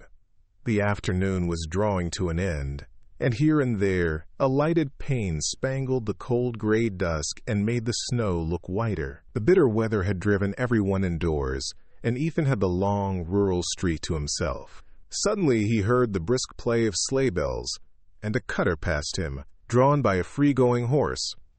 Ethan recognized Michael Eady's roan colt, and young Dennis Eady, in a handsome new fur cap, leaned forward and waved a greeting. "Hello, Etha," he shouted and spun on. The cutter was going in the direction of the Frome farm, and Ethan's heart contracted as he listened to the dwindling bells. What more likely than that Dennis Eady had heard of Zena's departure for Bettsbridge, and was profiting by the opportunity to spend an hour with Mattie. Ethan was ashamed of the storm of jealousy in his breast. It seemed unworthy of the girl that his thoughts of her should be so violent. He walked on to the church corner and entered the shade of the Varnum spruces, where he had stood with her the night before. As he passed into their gloom, he saw an indistinct outline just ahead of him. At his approach, it melted for an instant into two separate shapes, and then conjoined again, and he heard a kiss and a half-laughing "Oh!" provoked by the discovery of his presence. Again the outline hastily disunited, and the Varnum gate slammed on one half while the other hurried on ahead of him. Ethan smiled at the gaunt discomfiture he had caused. What did it matter to Ned Hale and Ruth Varnum if they were caught kissing each other? Everybody in Starkfield knew they were engaged. It pleased Ethan to have surprised a pair of lovers on the spot where he and Mattie had stood, with such a thirst for each other in their hearts. But he felt a pang at the thought that these two need not hide their happiness. He fetched the Grays from Hale's stable and started on his long climb back to the farm. The cold was less sharp than earlier in the day, and a thick, fleecy sky threatened snow for the morrow. Here and there a star pricked through, showing behind it a deep well of blue. In an hour or two the moon would push over the ridge behind the farm, burn a gold-edged rent in the clouds, and then be swallowed by them. A mournful peace hung on the fields, as though they felt the relaxing grasp of the cold and stretched themselves in their long winter sleep. Ethan's ears were alert for the jingle of sleigh bells, but not a sound broke the silence of the lonely road. As he drew near the farm, he saw, through the thin screen of larches at the gate, a light twinkling in the house above him. "She's up in her room," he said to himself, "fixing herself up for supper, And he remembered Zena's sarcastic stare when Mattie, on the evening of her arrival, had come down to supper with smoothed hair and a ribbon at her neck. He passed by the graves on the knoll and turned his head to glance at one of the older headstones, which had interested him deeply as a boy because it bore his name. Sacred to the memory of Ethan Frome and Endurance, his wife, WHO, dwelled together in peace for 50 years. He used to think that 50 years sounded like a long time to live together, but now it seemed to him that they might pass in a flash. Then, with a sudden dart of irony, he wondered if, when their turn came, the same epitaph would be written over him and Zena. He opened the barn door and craned his head into the obscurity, half fearing to discover Dennis Eady's roan colt in the stall beside the sorrel. But the old horse was there alone, mumbling his crib with toothless jaws, and Ethan whistled cheerfully while he bedded down the grays and shook an extra measure of oats into their mangers. His was not a tuneful throat, but harsh melodies burst from it as he locked the barn and sprang up the hill to the house. He reached the kitchen porch and turned the door handle, but the door did not yield to his touch. Startled at finding it locked, he rattled the handle violently. Then he reflected that Mattie was alone and that it was natural she should barricade herself at nightfall. He stood in the darkness expecting to hear her step. It did not come, and after vainly straining his ears, he called out in a voice that shook with joy. "Hello, Matt," silence answered. But in a minute or two he caught a sound on the stairs and saw a line of light about the doorframe, as he had seen it the night before. So strange was the precision with which the incidents of the previous evening were repeating themselves that he half expected, when he heard the key turn, to see his wife before him on the threshold. But the door opened, and Mattie faced him. She stood just as Zena had stood, a lifted lamp in her hand, against the black background of the kitchen. She held the light at the same level, and it drew out with the same distinctness her slim young throat and the brown wrist no bigger than a child's. Then, striking upward, it threw a lustrous fleck on her lips, edged her eyes with velvet shade, and laid a milky whiteness above the black curve of her brows. She wore her usual dress of darkish stuff, and there was no bow at her neck, but through her hair she had run a streak of crimson ribbon. This tribute to the unusual transformed and glorified her.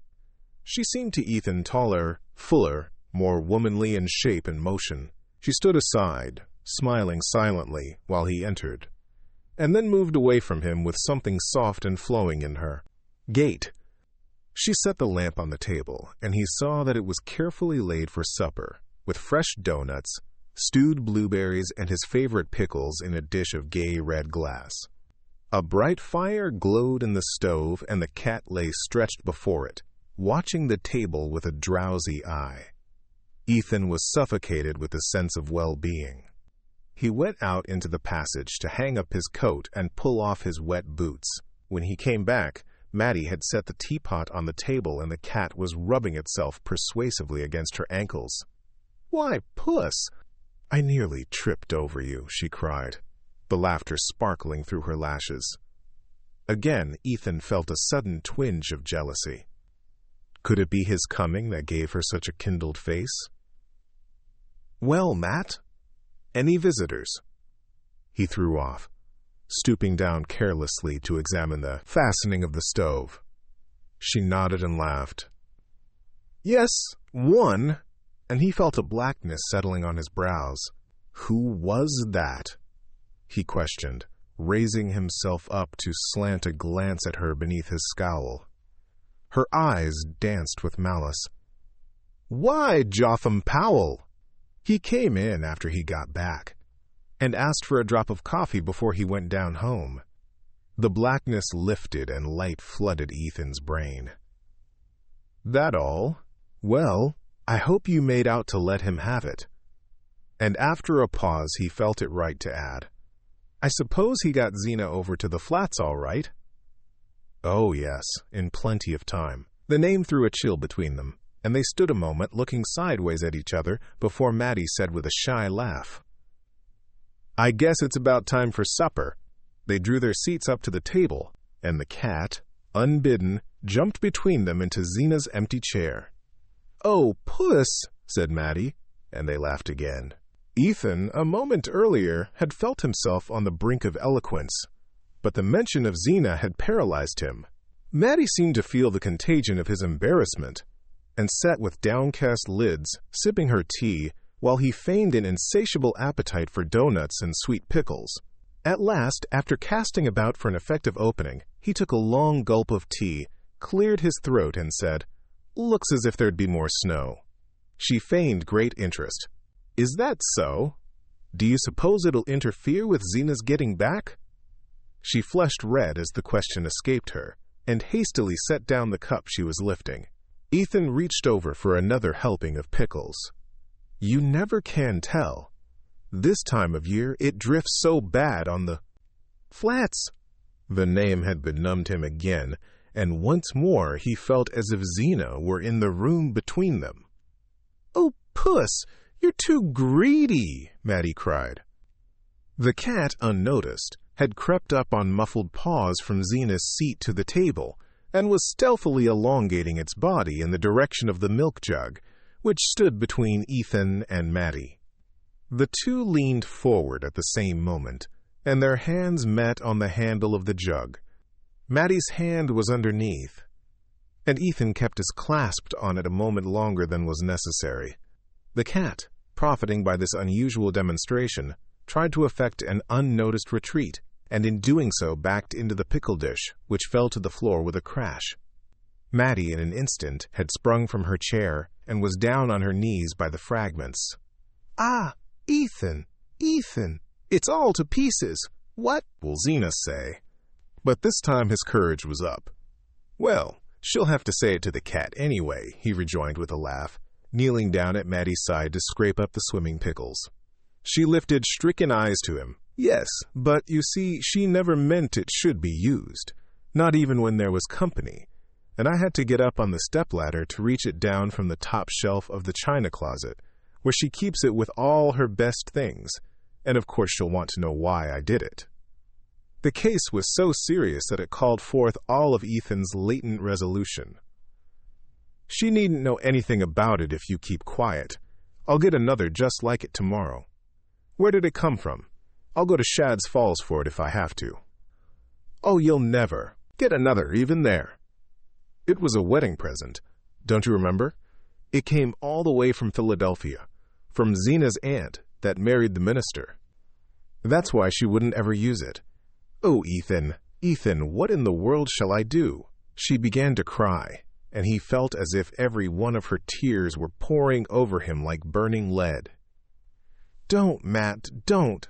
Oh, don't!" he implored her. She struggled to her feet, and he rose and followed her helplessly while she spread out the pieces of glass on the kitchen dresser. It seemed to him as if the shattered fragments of their evening lay there. "Here, give them to me," he said in a voice of sudden authority. She drew aside, instinctively obeying his tone. "Oh, Ethan, what are you going to do?" Without replying, he gathered the pieces of glass into his broad palm and walked out of the kitchen to the passage. There he lit a candle end, opened the china closet, and, reaching his long arm up to the highest shelf, laid the pieces together with such accuracy of touch that a close inspection convinced him of the impossibility of detecting from below that the dish was broken. If he glued it together the next morning, months might elapse before his wife noticed what had happened, and meanwhile he might, after all, be able to match the dish at Shad's Falls or Bettsbridge. Having satisfied himself that there was no risk of immediate discovery, he went back to the kitchen with a lighter step, and found Maddie disconsolately removing the last scraps of pickle from the floor. "It's all right, Matt. Come back and finish supper," he commanded her. Completely reassured, she shone on him through tear-hung lashes, and his soul swelled with pride as he saw how his tone subdued her. She did not even ask what he had done. Except when he was steering a big log down the mountain to his mill, he had never known such a thrilling sense of mastery. They finished supper, and while Maddie cleared the table, Ethan went to look at the cows and then took a last turn about the house. The earth lay dark under a muffled sky, and the air was so still that now and then he heard a lump of snow come thumping down from a tree far off on the edge of the woodlot. When he returned to the kitchen, Mattie had pushed up his chair to the stove and seated herself near the lamp with a bit of sewing. The scene was just as he had dreamed of it that morning. He sat down, drew his pipe from his pocket, and stretched his feet to the glow. His hard day's work in the keen air made him feel at once lazy and light of mood, and he had a confused sense of being in another world, where all was warmth and harmony, and time could bring no change. The only drawback to his complete well-being was the fact that he could not see Mattie from where he sat, but he was too indolent to move, and after a moment he said, "Come over here and sit by the stove." Zena's empty rocking chair stood facing him. Mattie rose obediently and seated herself in it. As her young brown head detached itself against the patchwork cushion that habitually framed his wife's gaunt countenance, Ethan had a momentary shock. It was almost as if the other face, the face of the superseded woman, had obliterated that of the intruder. After a moment, Mattie seemed to be affected by the same sense of constraint. She changed her position, leaning forward to bend her head above her work, so that he saw only the foreshortened tip of her nose and the streak of red in her hair. Then she slipped to her feet, saying, "I can't see to sew," and went back to her chair by the lamp. Ethan made a pretext of getting up to replenish the stove, and when he returned to his seat, he pushed it sideways that he might get a view of her profile and of the lamplight falling on her hands. The cat, who had been a puzzled observer of these unusual movements, jumped up into Zena's chair, rolled itself into a ball, and lay watching them with narrowed eyes. Deep quiet sank on the room. The clock ticked above the dresser. A piece of charred wood fell now, and then in the stove, and the faint, sharp scent of the geraniums mingled with the odor of Ethan's smoke, which began to throw a blue haze about the lamp, and to hang its grayish cobwebs in the shadowy corners of the room. All constraint had vanished between the two, and they began to talk easily and simply. They spoke of everyday things, of the prospect of snow, of the next church sociable, of the loves and quarrels of Starkfield. The commonplace nature of what they said produced in Ethan an illusion of long-established intimacy which no outburst of emotion could have given, and he set his imagination adrift on the fiction that they had always spent their evenings thus, and would always go on doing so. "This is the night we were to have gone coasting, Matt," he said at length, with the rich sense, as he spoke, that they could go on any other night they chose, since they had all time before them. She smiled back at him. "I guess you forgot." "No, I didn't forget, but it's as dark as Egypt outdoors. We might go tomorrow if there's a moon." She laughed with pleasure, her head tilted back, the lamplight sparkling on her lips and teeth. "That would be lovely, Ethan." He kept his eyes fixed on her, marveling at the way her face changed with each turn of their talk, like a wheat field under a summer breeze. It was intoxicating to find such magic in his clumsy words, and he longed to try new ways of using it. "Would you be scared to go down the Corbury Road with me on a night like this?" he asked. Her cheeks burned redder. "I ain't any more scared than you are." "Well, I'd be scared then. I wouldn't do it. That's an ugly corner down by the big elm. If a fellow didn't keep his eyes open, he'd go plumb into it." He luxuriated in the sense of protection and authority which his words conveyed. To prolong and intensify the feeling, he added, "I guess we're well enough here." She let her lids sink slowly in the way he loved. "Yes, we're well enough here," she sighed. Her tone was so sweet that he took the pipe from his mouth and drew his chair up to the table. Leaning forward, he touched the farther end of the strip of brown stuff that she was hemming. "Say, Matt," he began with a smile, "what do you think I saw under the Varnum spruces coming along home just now? I saw a friend of yours getting kissed." The words had been on his tongue all the evening, but now that he had spoken them, they struck him as inexpressibly vulgar and out of place. Mattie blushed to the roots of her hair and pulled her needle rapidly twice or thrice through her work. insensibly drawing the end of it away from him.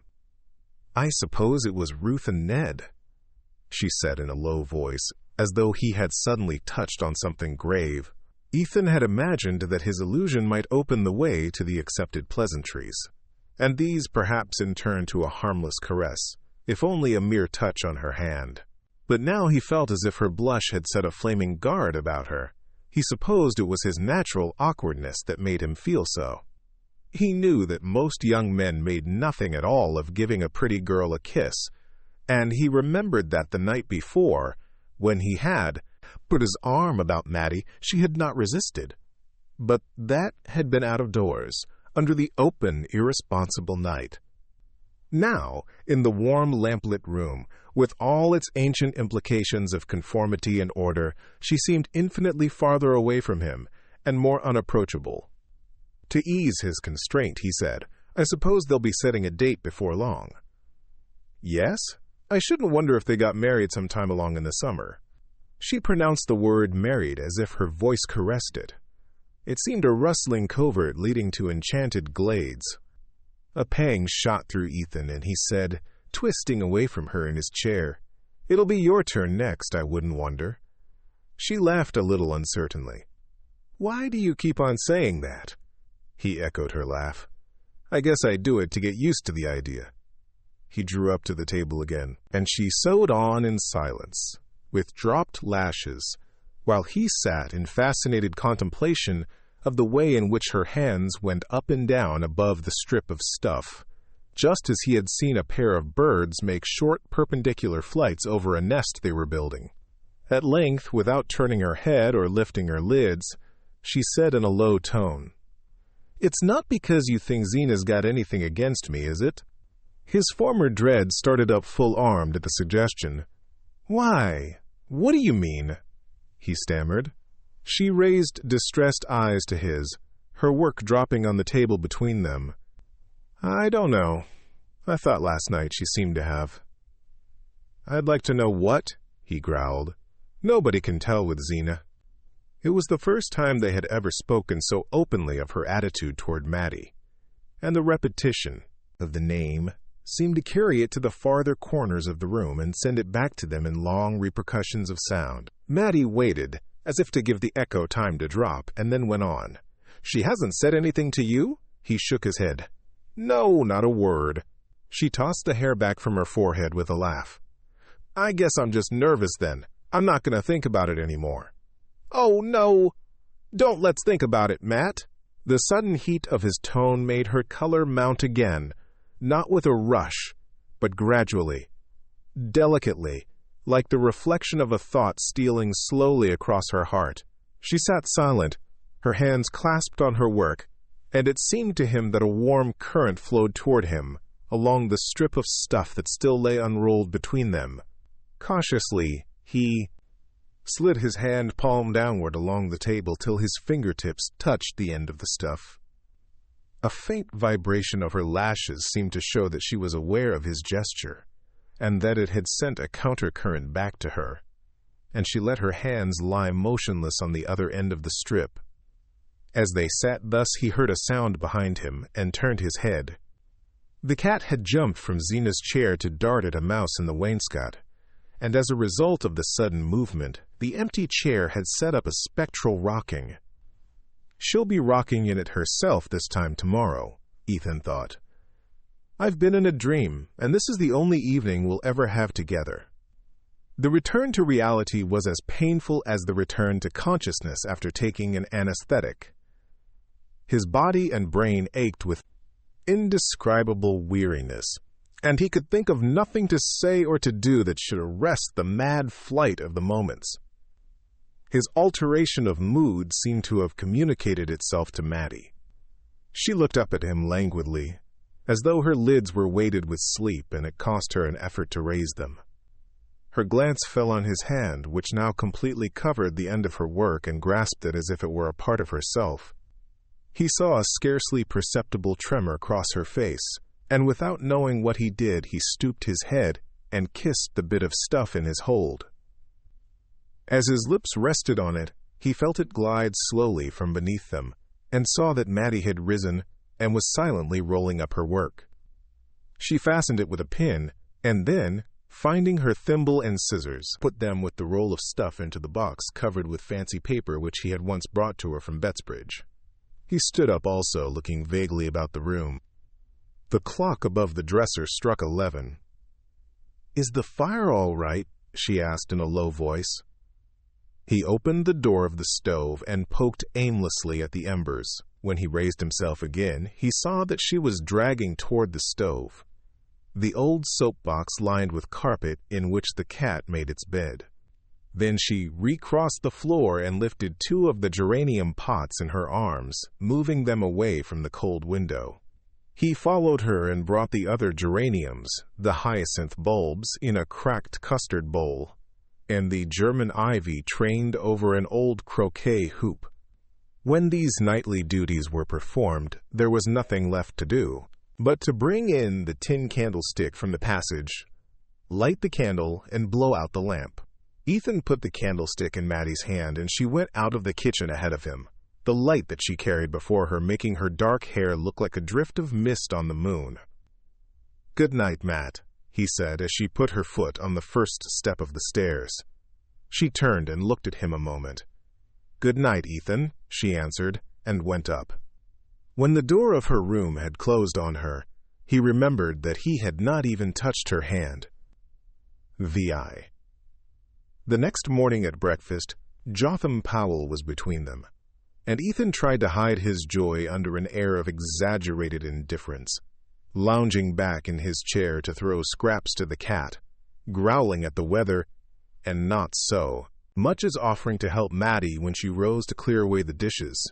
He did not know why he was so irrationally happy, for nothing was changed in his life or hers. He had not even touched the tip of her fingers, or looked her full in the eyes. But their evening together had given him a vision of what life at her side might be, and he was glad now that he had done nothing to trouble the sweetness of the picture. He had a fancy that she knew what had restrained him. There was a last load of lumber to be hauled to the village, and Jotham Powell, who did not work regularly for Ethan in winter, had come round to help with the job. But a wet snow, melting to sleet, had fallen in the night and turned the roads to glass. There was more wet in the air, and it seemed likely to both men that the weather would milden toward afternoon and make the going safer. Ethan therefore proposed to his assistant that they should load the sledge at the woodlot, as they had done on the previous morning, and put off the teaming to Starkfield till later in the day. This plan had the advantage of enabling him to send Jotham to the flats after dinner to meet Zenobia, while he himself took the lumber down to the village. He told Jotham to go out and harness up the grays, and for a moment he and Mattie had the kitchen to themselves. She had plunged the breakfast dishes into a tin dishpan and was bending above it with her slim arms bared to the elbow, the steam from the hot water beading her forehead and tightening her rough hair into little brown rings like the tendrils on the traveler's joy. Ethan stood looking at her, his heart in his throat. He wanted to say, "We shall never be alone again like this." Instead, he reached down his tobacco pouch from a shelf of the dresser, put it into his pocket, and said, "I guess I can make out to be home for dinner." She answered, "All right, Ethan," and he heard her singing over the dishes as he went. As soon as the sledge was loaded, he meant to send Jotham back to the farm and hurry on foot into the village to buy the glue for the pickle dish. With ordinary luck, he should have had time to carry out this plan. But everything went wrong from the start. On the way over to the woodlot, one of the grays slipped on a glare of ice and cut his knee, and when they got him up, again Jotham had to go back to the barn for a strip of rag to bind the cut. Then, when the loading finally began, a sleety rain was coming down once more, and the tree trunks were so slippery that it took twice as long as usual to lift them and get them in place on the sledge. It was what Jotham called a sour morning for work, and the horses, shivering and stamping under their wet blankets, seemed to like it as little as the men. It was long past the dinner hour when the job was done, and Ethan had to give up going to the village because he wanted to lead the injured horse home and wash the cut himself. He thought that by starting out again with the lumber as soon as he had finished his dinner, he might get back to the farm with the glue. Before Jotham and the old sorrel had had time to fetch Zenobia from the flats, but he knew the chance was a slight one. It turned on the state of the roads and on the possible lateness of the Bettsbridge train. He remembered afterward with a grim flash of self-derision what importance he had attached to the weighing of these probabilities. As soon as dinner was over, he set out again for the woodlot, not daring to linger till Jotham Powell left. The hired man was still drying his wet feet at the stove, and Ethan could only give Mattie a quick look as he said beneath his breath, "I'll be back early." He fancied that she nodded her comprehension, and with that scant solace he had to trudge off through the rain. He had driven his load halfway to the village when Jotham Powell overtook him, urging the reluctant sorrel toward the flats. "I'll have to hurry up to do it," Ethan mused as the sleigh dropped down ahead of him over the dip of the schoolhouse hill. He worked like 10 at the unloading, and when it was over, hastened on to Michael Eady's for the glue. Eady and his assistant were both down street, and young Dennis, who seldom deigned to take their place, was lounging by the stove with a knot of the golden youth of Starkfield. They hailed Ethan with ironic compliment and offers of conviviality, but no one knew where to find the glue. Ethan, consumed with the longing for a last moment alone with Mattie, hung about impatiently while Dennis made an ineffectual search in the obscurer corners of the store. "Looks as if we were all sold out. But if you'll wait around till the old man comes along, maybe he can put his hand on it." "I'm obliged to you, but I'll try if I can get it down at Mrs. Homan's," Ethan answered, burning to be gone. Dennis's commercial instinct compelled him to aver on oath that what Eady's store could not produce would never be found at the widow Homan's. But Ethan, heedless of this boast, had already climbed to the sledge and was driving on to the rival establishment. Here, after considerable search and sympathetic questions as to what he wanted it for, and whether ordinary flour paste wouldn't do as well if she couldn't find it, the widow Homan finally hunted down her solitary bottle of glue to its hiding place in a medley of cough lozenges and corset laces. "I hope Zena ain't broken anything she sets store by," she called after him as he turned the grays toward home. The fitful bursts of sleet had changed into a steady rain, and the horses had heavy work even without a load behind them. Once or twice, hearing sleigh bells, Ethan turned his head, fancying that Zena and Jotham might overtake him, but the old sorrel was not in sight, and he set his face against the rain and urged on his ponderous pair. The barn was empty when the horses turned into it, and, after giving them the most perfunctory ministrations they had ever received from him, he strode up to the house and pushed open the kitchen door. Mattie was there alone, as he had pictured her. She was bending over a pan on the stove, but at the sound of his step, she turned with a start and sprang to him. "See, here, Matt, I've got some stuff to mend the dish with. Let me get at it quick," he cried, waving the bottle in one hand while he put her lightly aside, but she did not seem to hear him. "Oh, Ethan, Zena's come," she said in a whisper, clutching his sleeve. They stood and stared at each other, pale as culprits. "But the sorrel's not in the barn," Ethan stammered. "Jotham Powell brought some goods over from the flats for his wife, and he drove right on home with them," she explained. He gazed blankly about the kitchen, which looked cold and squalid in the rainy winter twilight. "How is she?" he asked, dropping his voice to Mattie's whisper. She looked away from him uncertainly. "I don't know. She went right up to her room." "She didn't say anything?" "No." Ethan let out his doubts in a low whistle and thrust the bottle back into his pocket. "Don't fret. I'll come down and mend it in the night," he said. He pulled on his wet coat again and went back to the barn to feed the grays.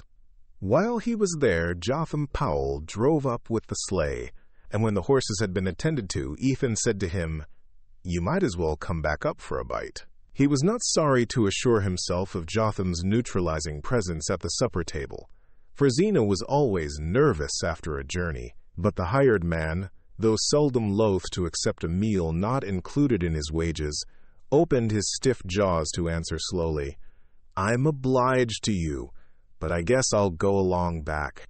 Ethan looked at him in surprise. "Better come up and dry off. Looks as if there'd be something hot for supper." Jotham's facial muscles were unmoved by this appeal, and his vocabulary being limited, he merely repeated, "I guess I'll go along back." To Ethan there was something vaguely ominous in this stolid rejection of free food and warmth, and he wondered what had happened on the drive to nerve Jotham to such stoicism.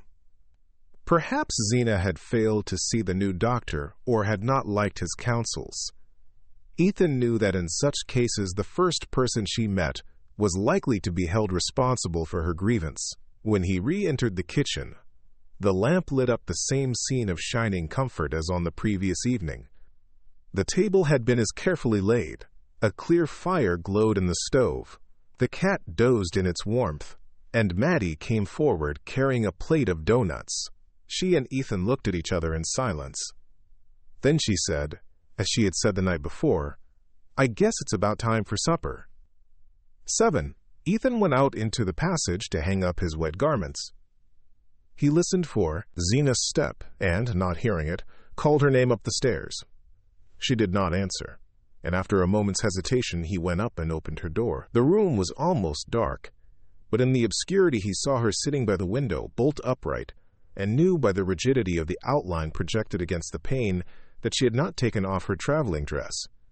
"Well, Zena," he ventured from the threshold. She did not move, and he continued, "Supper's about ready. Ain't you comin'?" She replied, "I don't feel as if I could touch a morsel." It was the consecrated formula, and he expected it to be followed, as usual, by her rising and going down to supper. But she remained seated, and he could think of nothing more felicitous than, "I presume you're tired after the long ride." Turning her head at this, she answered solemnly, "I'm a great deal sicker than you think." Her words fell on his ear with a strange shock of wonder. He had often heard her pronounce them before. What if at last they were true? He advanced a step or two into the dim room. "I hope that's not so, Zena," he said. She continued to gaze at him through the twilight with a mien of wan authority, as of one consciously singled out for a great fate. "I've got complications," she said. Ethan knew the word for one of exceptional import. Almost everybody in the neighborhood had troubles, frankly localized and specified, but only the chosen had complications. To have them was in itself a distinction, though it was also in most cases a death warrant. People struggled on for years with troubles, but they almost always succumbed to complications. Ethan's heart was jerking to and fro between two extremities of feeling, but for the moment compassion prevailed. His wife looked so hard and lonely, sitting there in the darkness with such thoughts. "Is that what the new doctor told you?" he asked, instinctively lowering his voice. "Yes. He says any regular doctor would want me to have an operation." Ethan was aware that, in regard to the important question of surgical intervention, the female opinion of the neighborhood was divided, some glorying in the prestige conferred by operations, while others shunned them as indelicate. Ethan, from motives of economy, had always been glad that Zena was of the latter faction. In the agitation caused by the gravity of her announcement, he sought a consolatory shortcut. "What do you know about this doctor anyway? Nobody ever told you that before." He saw his blunder before she could take it up. She wanted sympathy, not consolation. "I didn't need to have anybody tell me I was losing ground every day. Everybody but you could see it, and everybody in Bettsbridge knows about Dr. Buck. He has his office in Worcester and comes over once a fortnight to Shadd's Falls and Bettsbridge for consultations. Eliza Spears was wasting away with kidney trouble before she went to him, and now she's up and around and singing in the choir." "Well, I'm glad of that. You must do just what he tells you," Ethan answered sympathetically. She was still looking at him. "I mean to," she said. He was struck by a new note in her voice. It was neither whining nor reproachful, but dryly resolute. "What does he want you should do?" he asked, with a mounting vision of fresh expenses. He wants I should have a hired girl. He says I oughtn't to have to do a single thing around the house. A hired girl? Ethan stood transfixed. Yes, and Aunt Martha found me one right off. Everybody said I was lucky to get a girl to come away out here, and I agreed to give her $1 extra to make sure. She'll be over tomorrow afternoon. Wrath and dismay contended in Ethan. He had foreseen an immediate demand for money, but not a permanent drain on his scant resources. He no longer believed what Zena had told him of the supposed seriousness of her state. He saw in her expedition to Bettsbridge only a plot hatched between herself and her Pierce relations to foist on him the cost of a servant, and for the moment, wrath predominated. "If you meant to engage a girl, you ought to have told me before you started," he said. "How could I tell you before I started? How did I know what Dr. Buck would say?" "Oh, Dr. Buck," Ethan's incredulity escaped in a short laugh. "Did Dr. Buck tell you how I was to pay her wages?"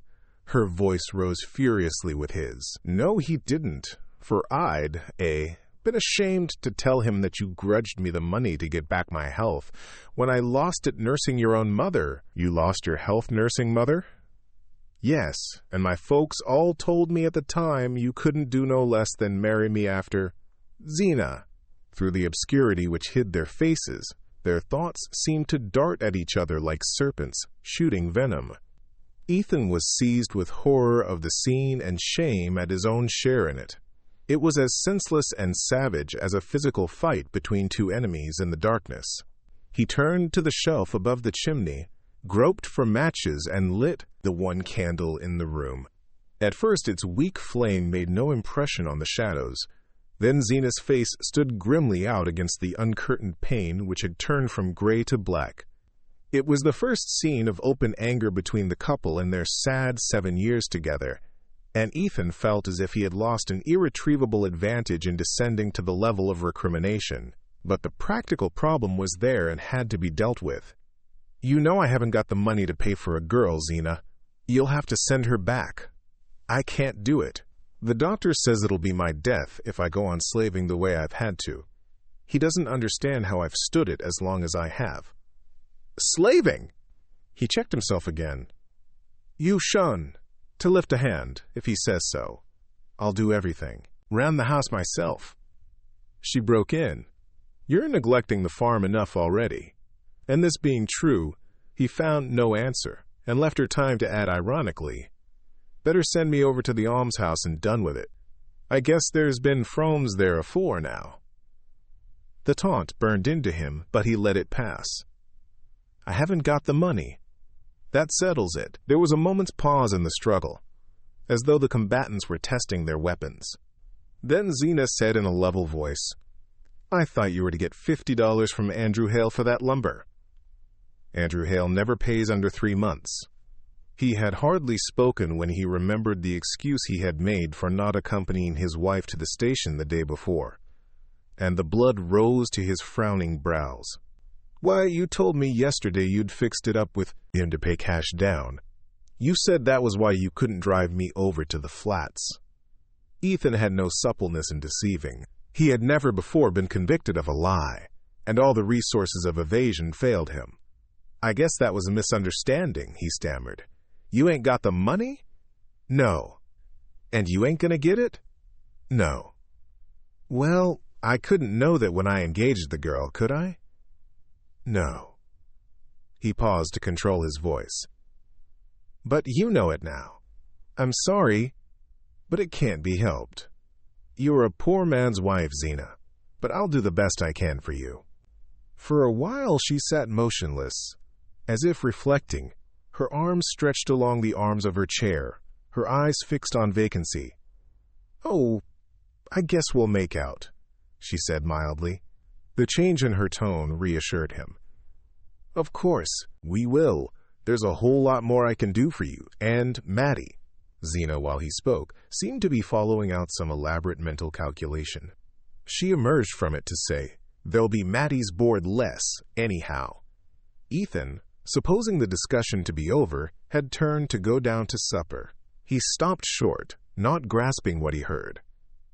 "Maddie's board less?" he began. Zena laughed. It was an odd, unfamiliar sound. He did not remember ever having heard her laugh before. "You didn't suppose I was going to keep 2 girls, did you? No wonder you were scared at the expense." He still had but a confused sense of what she was saying. From the beginning of the discussion, he had instinctively avoided the mention of Maddie's name, fearing he hardly knew what. Criticism, complaints, or vague allusions to the imminent probability of her marrying. But the thought of a definite rupture had never come to him, and even now could not lodge itself in his mind. "I don't know what you mean," he said. "Maddie Silver's not a hired girl. She's your relation. She's a pauper that's hung on to us all after her father'd done his best to ruin us. I've KEP, her here a whole year. It's somebody else's turn now." As the shrill words shot out, Ethan heard a tap on the door, which he had drawn shut when he turned back from the threshold. "Ethan! Zena!" Maddie's voice sounded gaily from the landing. "Do you know what time it is? Supper's been ready half an hour." Inside the room there was a moment's silence. Then Zena called out from her seat, "I'm not coming down to supper." "Oh, I'm sorry. Aren't you well? Sean, till I bring you up a bite of something?" Ethan roused himself with an effort and opened the door. "Go along down, Matt. Zena's just a little tired. I'm coming," he heard her. "All right," and her quick step on the stairs. Then he shut the door and turned back into the room. His wife's attitude was unchanged, her face inexorable, and he was seized with the despairing sense of his helplessness. "You ain't gonna do it, Zena?" "Do what?" she emitted between flattened lips. "Send Maddie away like this? I never bargained to take her for life." He continued with rising vehemence. "You can't put her out of the house like a thief. A poor girl without friends or money. She's done her best for you, and she's got no place to go to. You may forget she's your kin, but everybody else will remember it. If you do a thing like that, what do you suppose folks will say of you?" Zena waited a moment, as if giving him time to feel the full force of the contrast between his own excitement and her composure. Then she replied in the same smooth voice, "I know well enough what they say of my having KEP, her here as long as I have." Ethan's hand dropped from the doorknob, which he had held clenched since he had drawn the door shut on Maddie. His wife's retort was like a knife cut across the sinews, and he felt suddenly weak and powerless. He had meant to humble himself, to argue that Maddie's keep didn't cost much, after all, that he could make out to buy a stove and fix up a place in the attic for the hired girl. But Zena's words revealed the peril of such pleadings. "You mean to tell her she's got to go? At once?" he faltered out, in terror of letting his wife complete her sentence. As if trying to make him see reason, she replied impartially, "The girl will be over from Bettsbridge tomorrow, and I presume she's got to have somewheres to sleep." Ethan looked at her with loathing. She was no longer the listless creature who had lived at his side in a state of sullen self-absorption, but a mysterious alien presence, an evil energy secreted from the long years of silent brooding. It was the sense of his helplessness that sharpened his antipathy. There had never been anything in her that one could appeal to, but as long as he could ignore and command, he had remained indifferent. Now she had mastered him, and he abhorred her. Maddie was her relation, not his. There were no means by which he could compel her to keep the girl under her roof. All the long misery of his baffled past, of his youth of failure, hardship, and vain effort, rose up in his soul in bitterness, and seemed to take shape before him in the woman who at every turn had barred his way. She had taken everything else from him, and now she meant to take the one thing that made up for all the others. For a moment, such a flame of hate rose in him that it ran down his arm and clenched his fist against her. He took a wild step forward and then stopped. You're not coming down," he said in a bewildered voice. "No. I guess I'll lay down on the bed a little while," she answered mildly, and he turned and walked out of the room. In the kitchen, Maddie was sitting by the stove, the cat curled up on her knees. She sprang to her feet as Ethan entered and carried the covered dish of meat pie to the table. "I hope Zena isn't sick?" she asked. "No." She shone at him across the table. "Well, sit right down then. You must be starving." She uncovered the pie and pushed it over to him. So they were to have one more evening together, her happy eyes seemed to say. He helped himself mechanically and began to eat. Then disgust took him by the throat and he laid down his fork. Maddie's tender gaze was on him and she marked the gesture. "Why, Ethan, what's the matter? Don't it taste right?" "Yes, it's first rate. Only He pushed his plate away, rose from his chair, and walked around the table to her side. She started up with frightened eyes.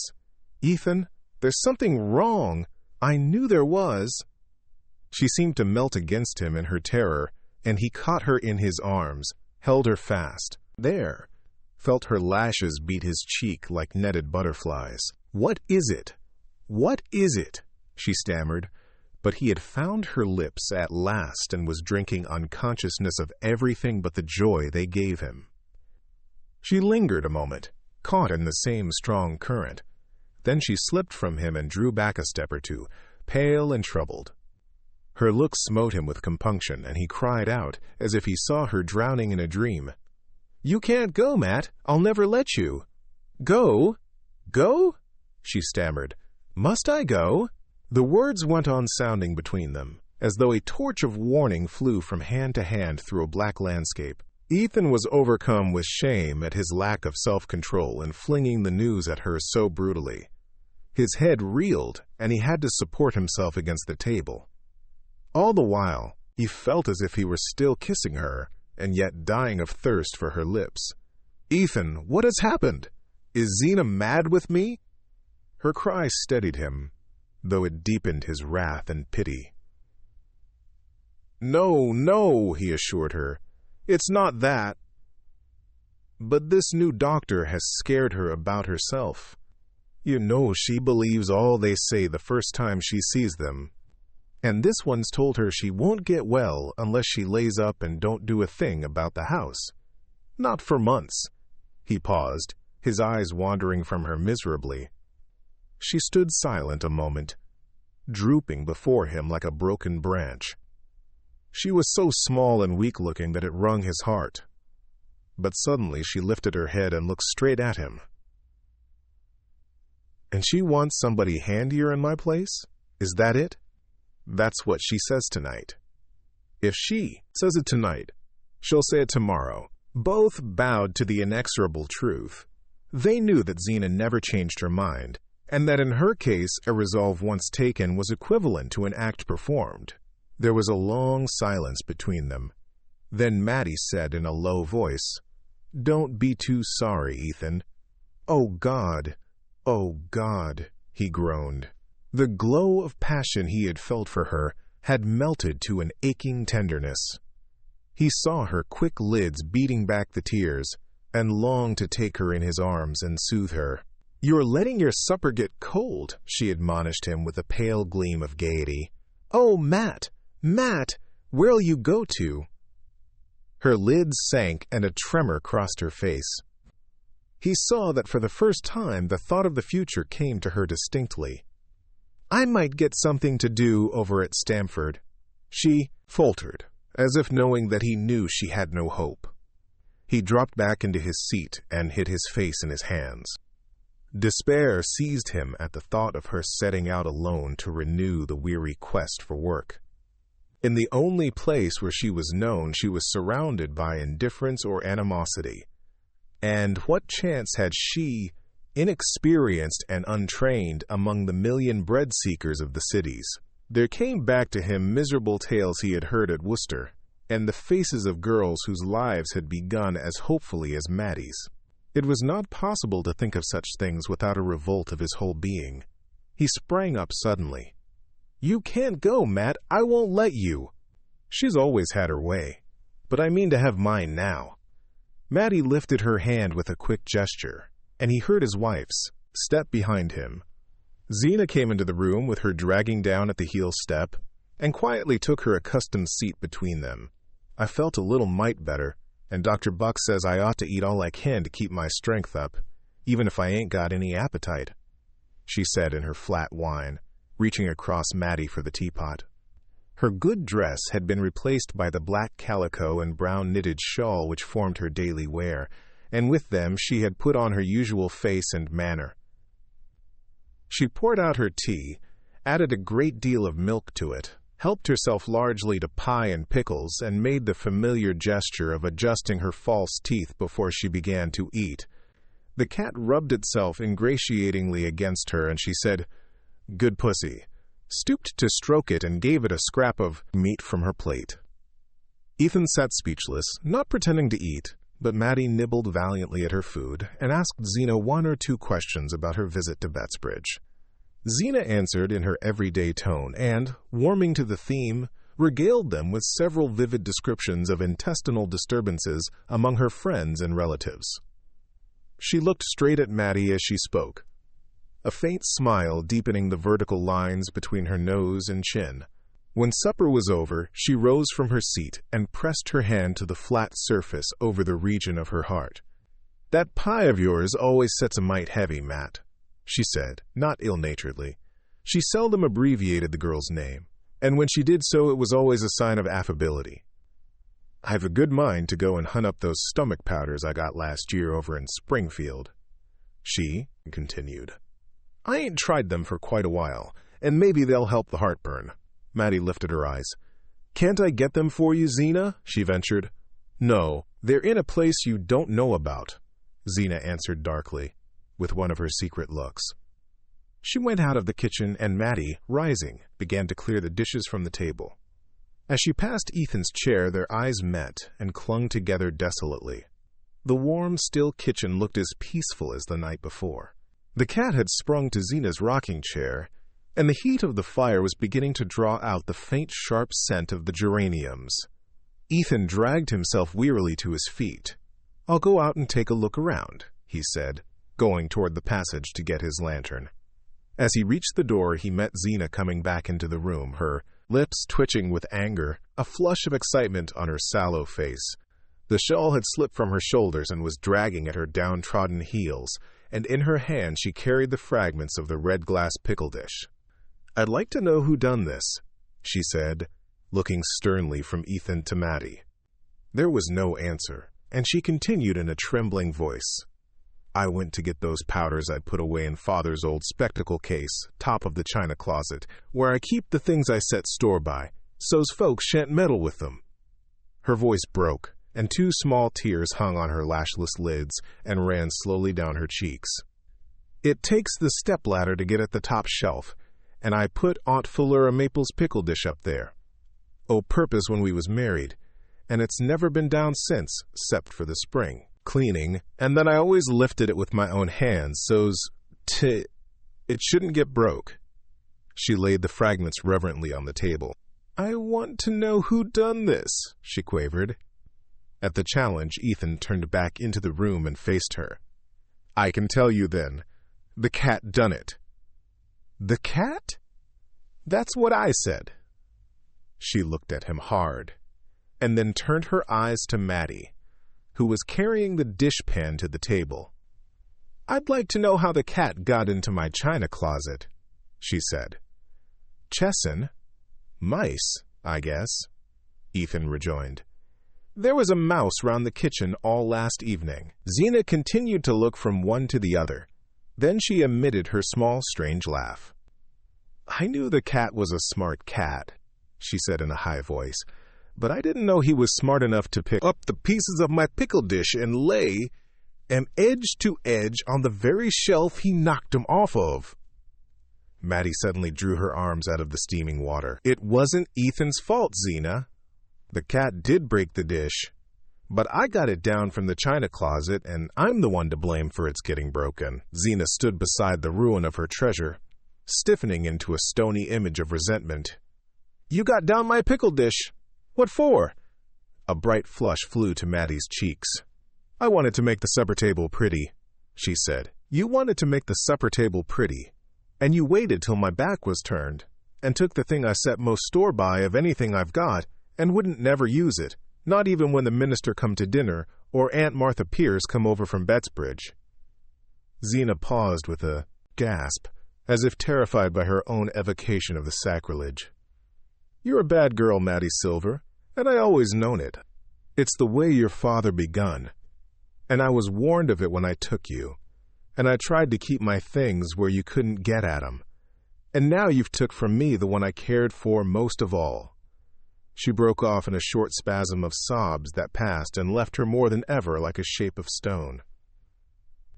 "If I'd listened to folks, you'd gone before now, and this wouldn't happened," she said. And gathering up the bits of broken glass, she went out of the room as if she carried a dead body. 8. When Ethan was called back to the farm by his father's illness, his mother gave him, for his own use, a small room behind, the untenanted best parlor. Here he had nailed up shelves for his books, built himself a box sofa out of boards and a mattress, laid out his papers on a kitchen table, hung on the rough plaster wall an engraving of Abraham Lincoln and a calendar with Thoughts from the Poets, and tried with these meager properties to produce some likeness to the study of a minister who had been kind to him and lent him books when he was at Worcester.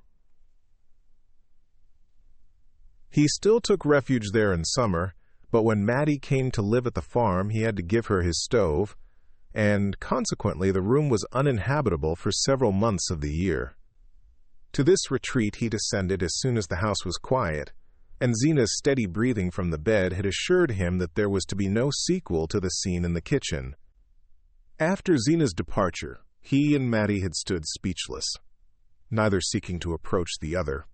Then the girl had returned to her task of clearing up the kitchen for the night, and he had taken his lantern and gone on his usual round outside the house. The kitchen was empty when he came back to it, but his tobacco pouch and pipe had been laid on the table, and under them was a scrap of paper torn from the back of a seedsman's catalogue, on which 3 words were written: "Don't trouble, Ethan." Going into his cold, dark study, he placed the lantern on the table and, stooping to its light, read the message again and again. It was the first time that Mattie had ever written to him, and the possession of the paper gave him a strange new sense of her nearness.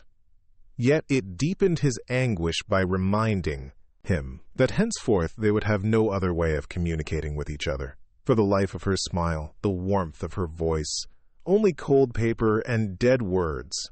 Confused motions of rebellion stormed in him. He was too young, too strong, too full of the sap of living, to submit so easily to the destruction of his hopes. Must he wear out all his years at the side of a bitter, querulous woman? Other possibilities had been in him, possibilities sacrificed, one by one, to Zena's narrow-mindedness and ignorance. And what good had come of it?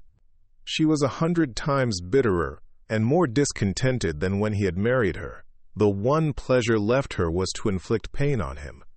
All the healthy instincts of self-defense rose up in him against such waste. He bundled himself into his old coonskin coat and lay down on the box sofa to think. Under his cheek he felt a hard object with strange protuberances. It was a cushion which Zena had made for him when they were engaged, the only piece of needlework he had ever seen her do. He flung it across the floor and propped his head against the wall. He knew a case of a man over the mountain, a young fellow of about his own age, who had escaped from just such a life of misery by going west with the girl he cared for. His wife had divorced him, and he had married the girl and prospered. Ethan had seen the couple the summer before at Shadd's Falls, where they had come to visit relatives. They had a little girl with fair curls who wore a gold locket and was dressed like a princess. The deserted wife had not done badly either. Her husband had given her the farm, and she had managed to sell it, and with that and the alimony, she had started a lunchroom at Bettsbridge and bloomed into activity and importance. Ethan was fired by the thought. Why should he not leave with Mattie the next day, instead of letting her go alone? He would hide his valise under the seat of the sleigh, and Zena would suspect nothing till she went upstairs for her afternoon nap and found a letter on the bed.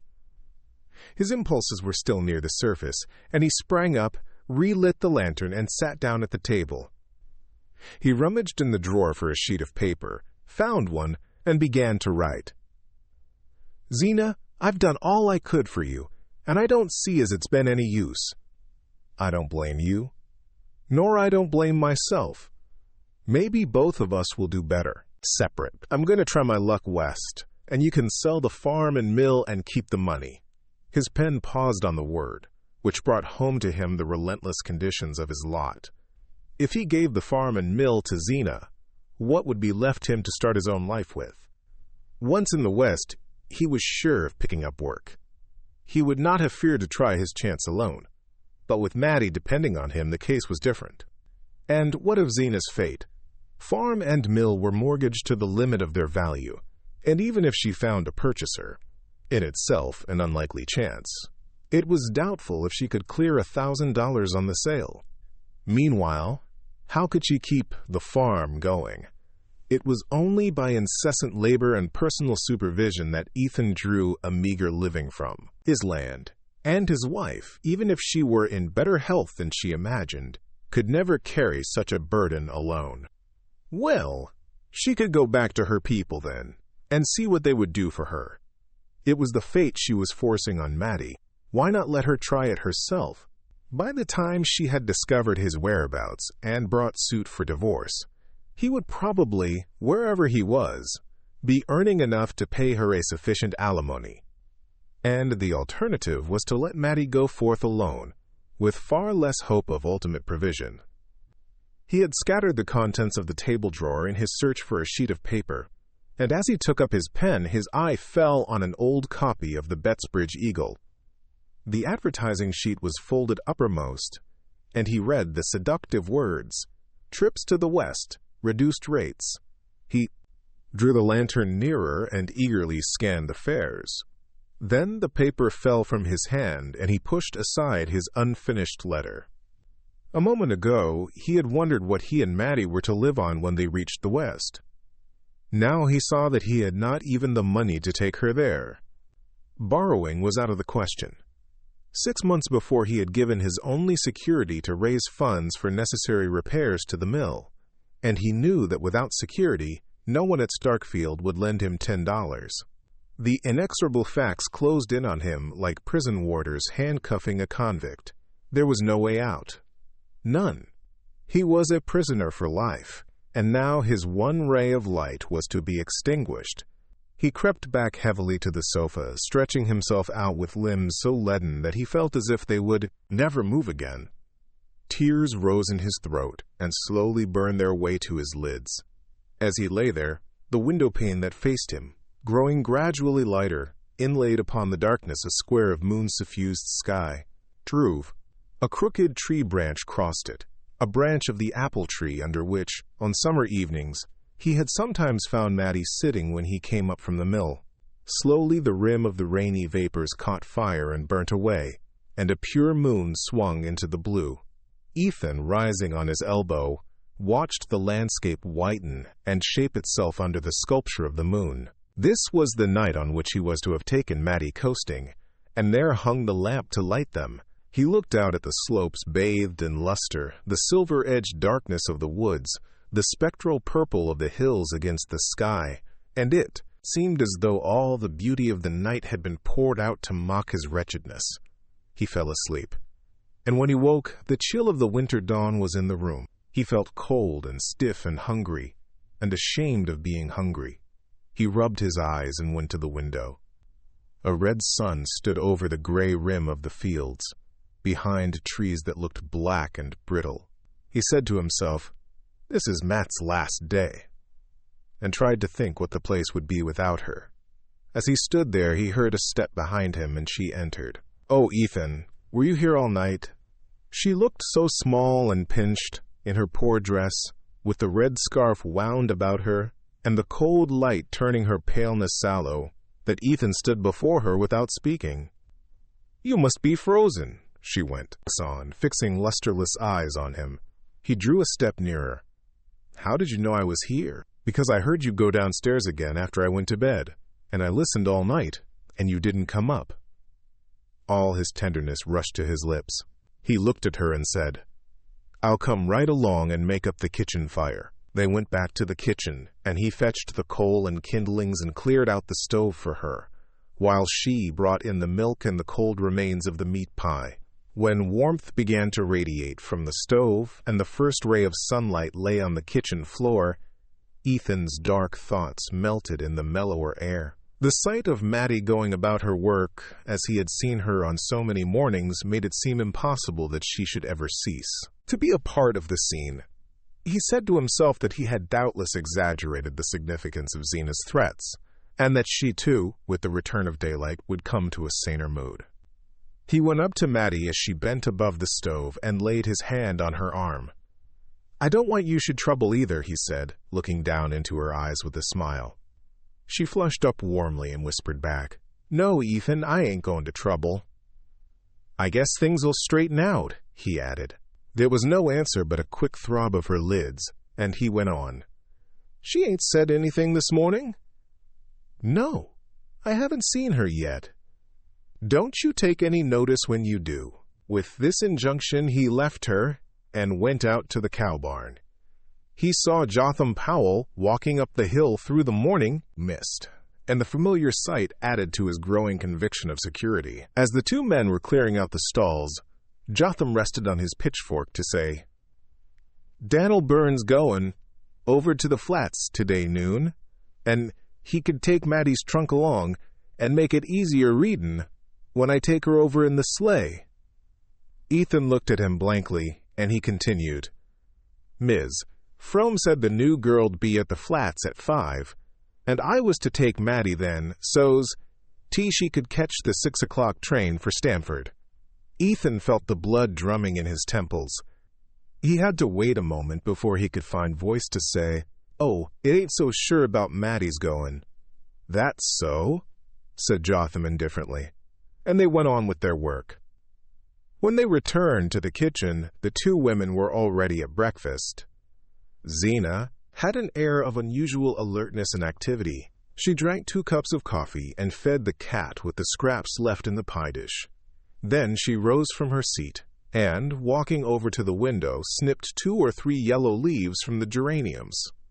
"Aunt Martha's ain't got a faded leaf on 'em, but they pine away when they ain't cared for," she said reflectively. Then she turned to Jotham and asked, "What time'd you say Dan'l Byrne'd be along?" The hired man threw a hesitating glance at Ethan. "Round about noon," he said. Zena turned to Mattie.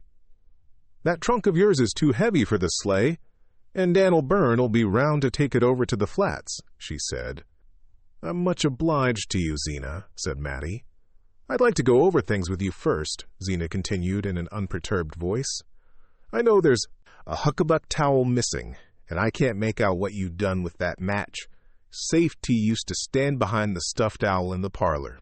She went out, followed by Mattie, and when the men were alone, Jotham said to his employer, "I guess I better let Dan'l come round then." Ethan finished his usual morning tasks about the house and barn. Then he said to Jotham, "I'm going down to Starkfield. Tell them not to wait dinner." The passion of rebellion had broken out in him again. That which had seemed incredible in the sober light of day had really come to pass, and he was to assist as a helpless spectator at Mattie's banishment. His manhood was humbled by the part he was compelled to play, and by the thought of what Mattie must think of him. Confused impulses struggled in him as he strode along to Sulagua, the village. He had made up his mind to do something, but he did not know what it would be. The early mist had vanished, and the fields lay like a silver shield under the sun. It was one of the days when the glitter of winter shines through a pale haze of spring. Every yard of the road was alive with Mattie's presence, and there was hardly a branch against the sky or a tangle of brambles on the bank in which some bright shred of memory was not caught. Once, in the stillness, the call of a bird in a mountain ash was so like her laughter that his heart tightened and then grew large, and all these things made him see that something must be done at once. Suddenly it occurred to him that Andrew Hale, who was a kind-hearted man, might be induced to reconsider his refusal and advance a small sum on the lumber if he were told that Zena's ill health made it necessary to hire a servant. Hale, after all, knew enough of Ethan's situation to make it possible for the latter to renew his appeal without too much loss of pride. And, moreover, how much did pride count in the ebullition of passions in his breast? The more he considered his plan, the more hopeful it seemed. If he could get Mrs. Hale's ear, he felt certain of success, and with $50 in his pocket, nothing could keep him from Mattie. His first object was to reach Starkfield before Hale had started for his work. He knew the carpenter had a job down the Corbury Road and was likely to leave his house early. Ethan's long strides grew more rapid with the accelerated beat of his thoughts, and as he reached the foot of Schoolhouse Hill, he caught sight of Hale's sleigh in the distance. He hurried forward to meet it, but as it drew nearer, he saw that it was driven by the carpenter's youngest boy, and that the figure at his side, looking like a large upright cocoon in spectacles, was that of Mrs. Hale. Ethan signed to them to stop, and Mrs. Hale leaned forward, her pink wrinkles twinkling with benevolence. "Mr. Hale? Why, yes, you'll find him down home now. He ain't going to his work this forenoon. He woke up with a touch o' lumbago, and I just made him put on one of old Dr. Kidder's plasters and set right up into the fire." Beaming maternally on Ethan, she bent over to add, "I only just heard from Mr. Hale about Zena's going over to Bettsbridge to see that new doctor. I'm real sorry she's feeling so bad again. I hope he thinks he can do something for her. I don't know anybody round here's had more sickness than Zena. I always tell Mr. Hale I don't know what she'd A, done if she hadn't, A, had you to look after her, and I used to say the same thing about your mother. You've had an awful mean time, Ethan Frome." She gave him a last nod of sympathy while her son chirped to the horse, and Ethan, as she drove off, stood in the middle of the road and stared after the retreating sleigh. It was a long time since anyone had spoken to him as kindly as Mrs. Hale. Most people were either indifferent to his troubles, or disposed to think it natural that a young fellow of his age should have carried without repining the burden of 3 crippled lives. But Mrs. Hale had said, "You've had an awful mean time, Ethan Frome," and he felt less alone with his misery. If the Hales were sorry for him, they would surely respond to his appeal.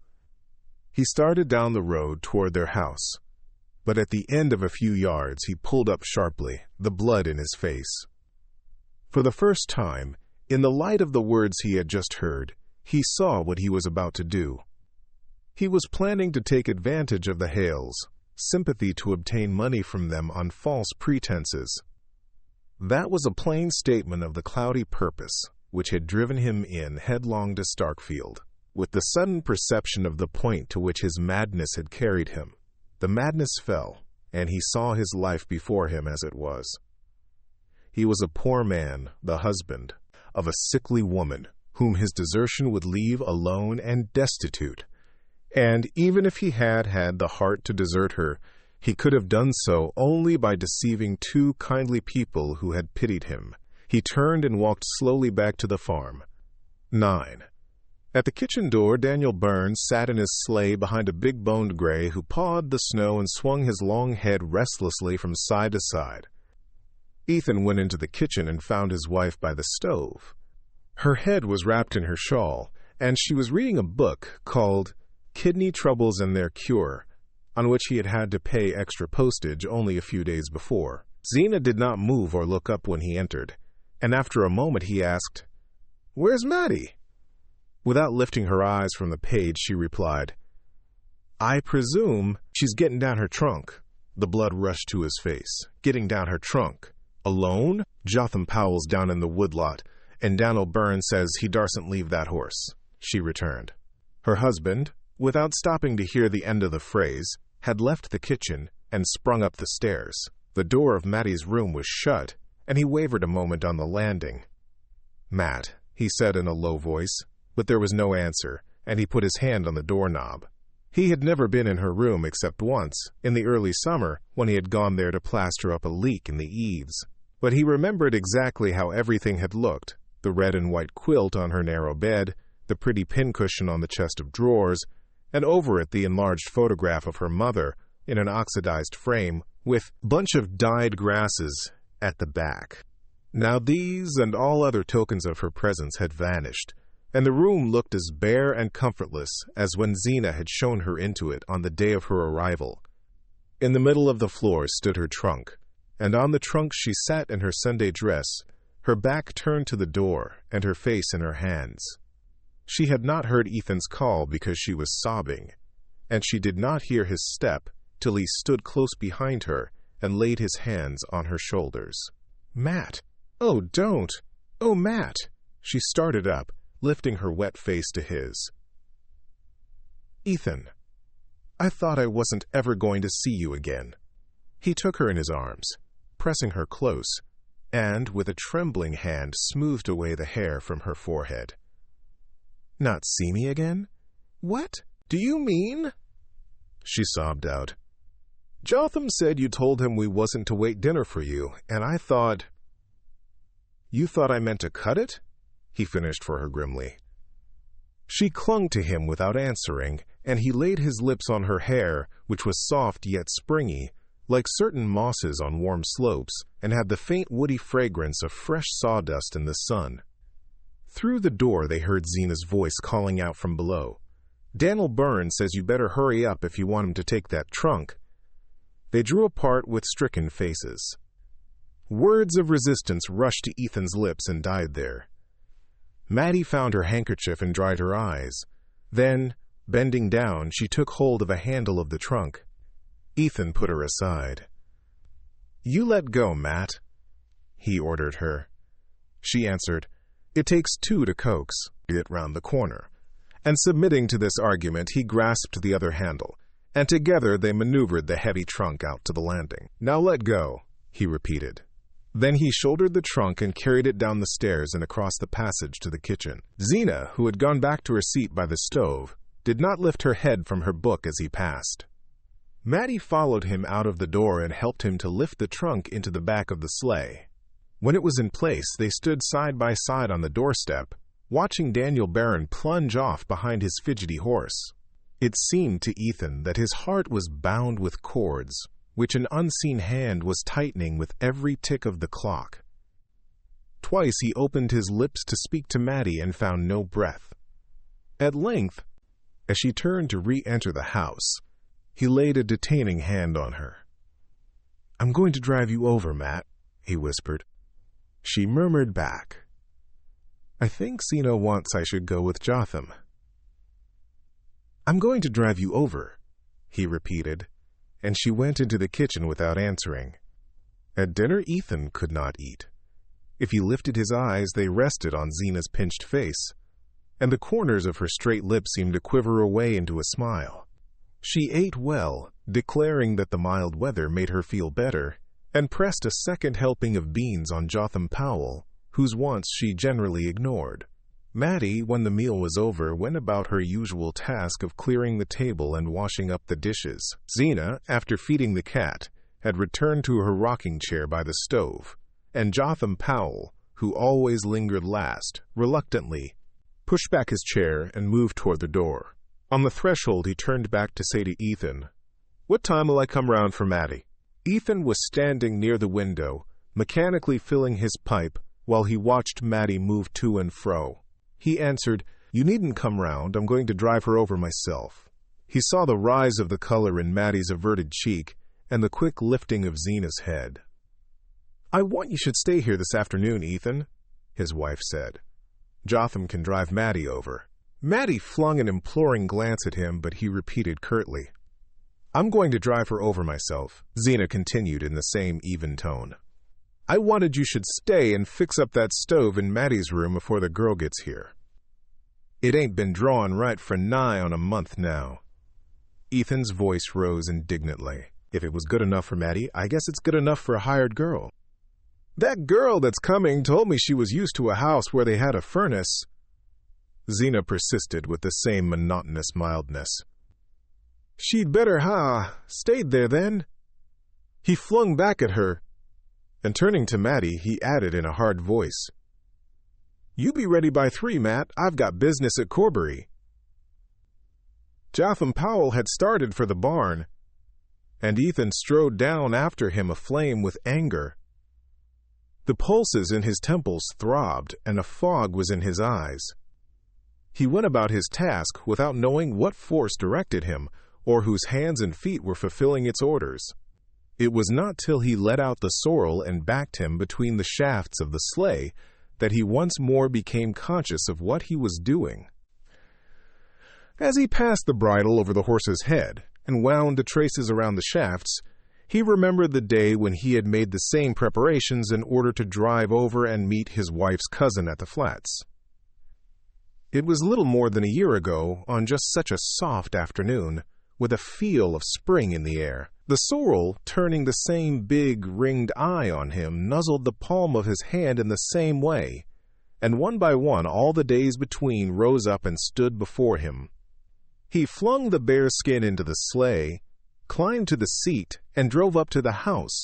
When he entered the kitchen it was empty, but Mattie's bag and shawl lay ready by the door. He went to the foot of the stairs and listened. No sound reached him from above, but presently he thought he heard someone moving about in his deserted study, and pushing open the door he saw Mattie, in her hat and jacket, standing with her back to him near the table. She started at his approach, and turning quickly said, "Is it time?" "What are you doing here, Matt?" he asked her. She looked at him timidly. "I was just taking a look round. That's all," she answered, with a wavering smile. They went back into the kitchen without speaking, and Ethan picked up her bag and shawl. "Where's Zena?" he asked. "She went upstairs right after dinner. She said she had those shooting pains again and didn't want to be disturbed." "Didn't she say goodbye to you?" "No. That was all she said." Ethan, looking slowly about the kitchen, said to himself with a shudder that in a few hours he would be returning to it alone. Then, the sense of unreality overcame him once more, and he could not bring himself to believe that Mattie stood there for the last time before him. "Come on," he said almost gaily, opening the door and putting her bag into the sleigh. He sprang to his seat and bent over to tuck the rug about her as she slipped into the place at his side. "Now then, go. Long," he said, with a shake of the reins that sent the sorrel placidly jogging down the hill. "We got lots of time for a good ride, Matt," he cried, seeking her hand beneath the fur and pressing it in his. His face tingled, and he felt dizzy, as if he had stopped in at the Starkfield saloon on a 0 day for a drink. At the gate, instead of making for Starkfield, he turned the sorrel to the right, up the Bettsbridge Road. Mattie sat silent, giving no sign of surprise, but after a moment she said, "Are you going round by Shadow Pond?" He laughed and answered, "I knew you'd know." She drew closer under the bearskin, so that, looking sideways around his coat sleeve, he could just catch the tip of her nose and a blown brown wave of hair. They drove slowly up the road between fields, glistening under the pale sun, and then bent to the right down a lane edged with spruce and larch. Ahead of them, a long way off, a range of hills stained by mottlings of black forest flowed away in round white curves against the sky. The lane passed into a pine wood with boles reddening in the afternoon sun and delicate blue shadows on the snow. As they entered it, the breeze fell, and a warm stillness seemed to drop from the branches. With the dropping needles, here the snow was so pure that the tiny tracks of wood animals had left on it intricate lace-like patterns, and the bluish cones caught in its surface stood out like ornaments of bronze. Ethan drove on in silence till they reached a part of the wood where the pines were more widely spaced. Then he drew up and helped Mattie to get out of the sleigh. They passed between the aromatic trunks, the snow breaking crisply under their feet till they came to a small sheet of water with steep wooded sides. Across its frozen surface from the farther bank, a single hill rising against the western sun threw the long conical shadow which gave the lake its name. It was a shy secret spot, full of the same dumb melancholy that Ethan felt in his heart. He looked up and down the little pebbly beach, till his eye lit on a fallen tree trunk half submerged in snow. "There's where we sat at the picnic," he reminded her. The entertainment of which he spoke was one of the few that they had taken part in together. A church picnic, which, on a long afternoon of the preceding summer, had filled the retired place with merrymaking.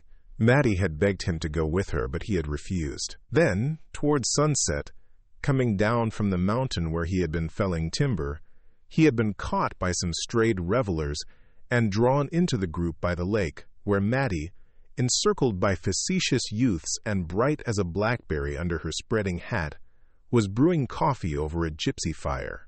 He remembered the shyness he had felt at approaching her in his uncouth clothes, and then the lighting up of her face, and the way she had broken through the group to come to him with a cup in her hand. They had sat for a few minutes on the fallen log by the pond, and she had missed her gold locket, and set the young men searching for it. And it was Ethan who had spied it in the moss. That was all. But all their intercourse had been made up of just such inarticulate flashes, when they seemed to come suddenly upon happiness, as if they had surprised a butterfly in the winter woods. "It was right there I found your locket," he said, pushing his foot into a dense tuft of blueberry bushes. "I never saw anybody with such sharp eyes," she answered. She sat down on the tree trunk in the sun, and he sat down beside her. "You were as pretty as a picture in that pink hat," he said. She laughed with pleasure. "Oh, I guess it was the hat," she rejoined. They had never before avowed their inclination so openly, and Ethan, for a moment, had the illusion that he was a free man, wooing the girl he meant to marry. He looked at her hair and longed to touch it again, and to tell her that it smelt of the woods, but he had never learned to say such things. Suddenly she rose to her feet and said, "We mustn't stay here any longer." He continued to gaze at her vaguely, only half roused from his dream. "There's plenty of time," he answered. They stood looking at each other as if the eyes of each were straining to absorb and hold fast the other's image. There were things he had to say to her before they parted, but he could not say them in that place of summer memories, and he turned and followed her in silence to the sleigh.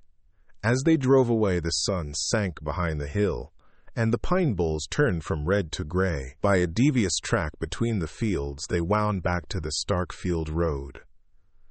Under the open sky, the light was still clear, with a reflection of cold red on the eastern hills. The clumps of trees in the snow seemed to draw together in ruffled lumps, like birds with their heads under their wings. And the sky, as it paled, rose higher, leaving the earth more alone. As they turned into the Starkfield road, Ethan said, "Matt, what do you mean to do?" She did not answer at once, but at length she said, "I'll try to get a place in a store. You know you can't do it.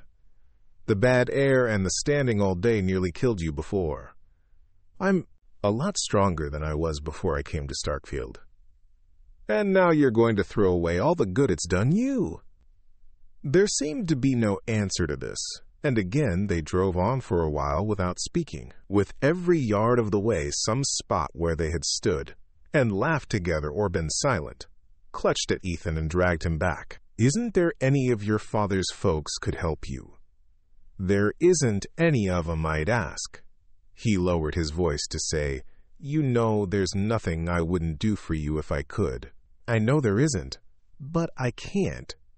She was silent, but he felt a slight tremor in the shoulder against his. "Oh, Matt," he broke out, "if I could gone with you now, I'd done it." She turned to him, pulling a scrap of paper from her breast. "Ethan, I found this," she stammered. Even in the failing light, he saw it was the letter to his wife that he had begun the night before and forgotten to destroy. Through his astonishment, there ran a fierce thrill of joy. "Matt," he cried, "if I could done it, would you?" "Oh, Ethan, Ethan." "What's the use?" With a sudden movement, she tore the letter in shreds and sent them fluttering off into the snow. "Tell me, Matt, tell me," he adjured her. She was silent for a moment. Then she said, in such a low tone that he had to stoop his head to hear her, "I used to think of it sometimes. Summer nights, when the moon was so bright, I couldn't sleep." His heart reeled with the sweetness of it. "As long ago as that?" she answered, as if the date had long been fixed for her. The first time was at Shadow Pond. Was that why you gave me my coffee before the others? I don't know, did I? I was dreadfully put out when you wouldn't go to the picnic with me. And then, when I saw you coming down the road, I thought maybe you'd gone home that way o' purpose. And that made me glad. They were silent again. They had reached the point where the road dipped to the hollow by Ethan's mill, and as they descended, the darkness descended with them, dropping down like a black veil from the heavy hemlock boughs. I'm tied hand and foot, Matt. There isn't a thing I can do, he began again. You must write to me sometimes, Ethan. Oh, what good'll writing do? I want to put my hand out and touch you. I want to do for you and care for you. I want to be there when you're sick and when you're lonesome. You mustn't think but what I'll do all right. You won't need me, you mean? I suppose you'll marry. Oh, Ethan, she cried. I don't know how it is you make me feel, Matt. I'd almost rather have you dead than that. Oh, I wish I was. I wish I was, she sobbed. The sound of her weeping shook him out of his dark anger, and he felt ashamed. Don't let's talk that way, he whispered. Why shouldn't we, when it's true? I've been wishing it every minute of the day. Matt! You be quiet. Don't you say it.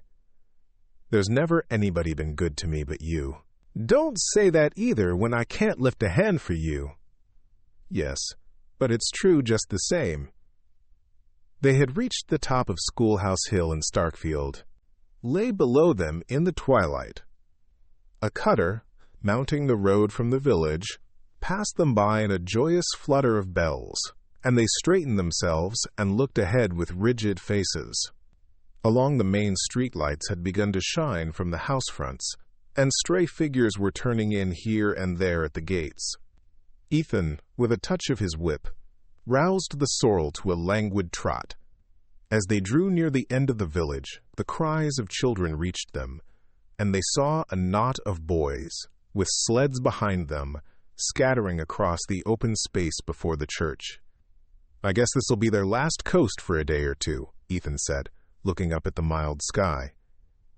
Mattie was silent, and he added, We were to have gone down last night.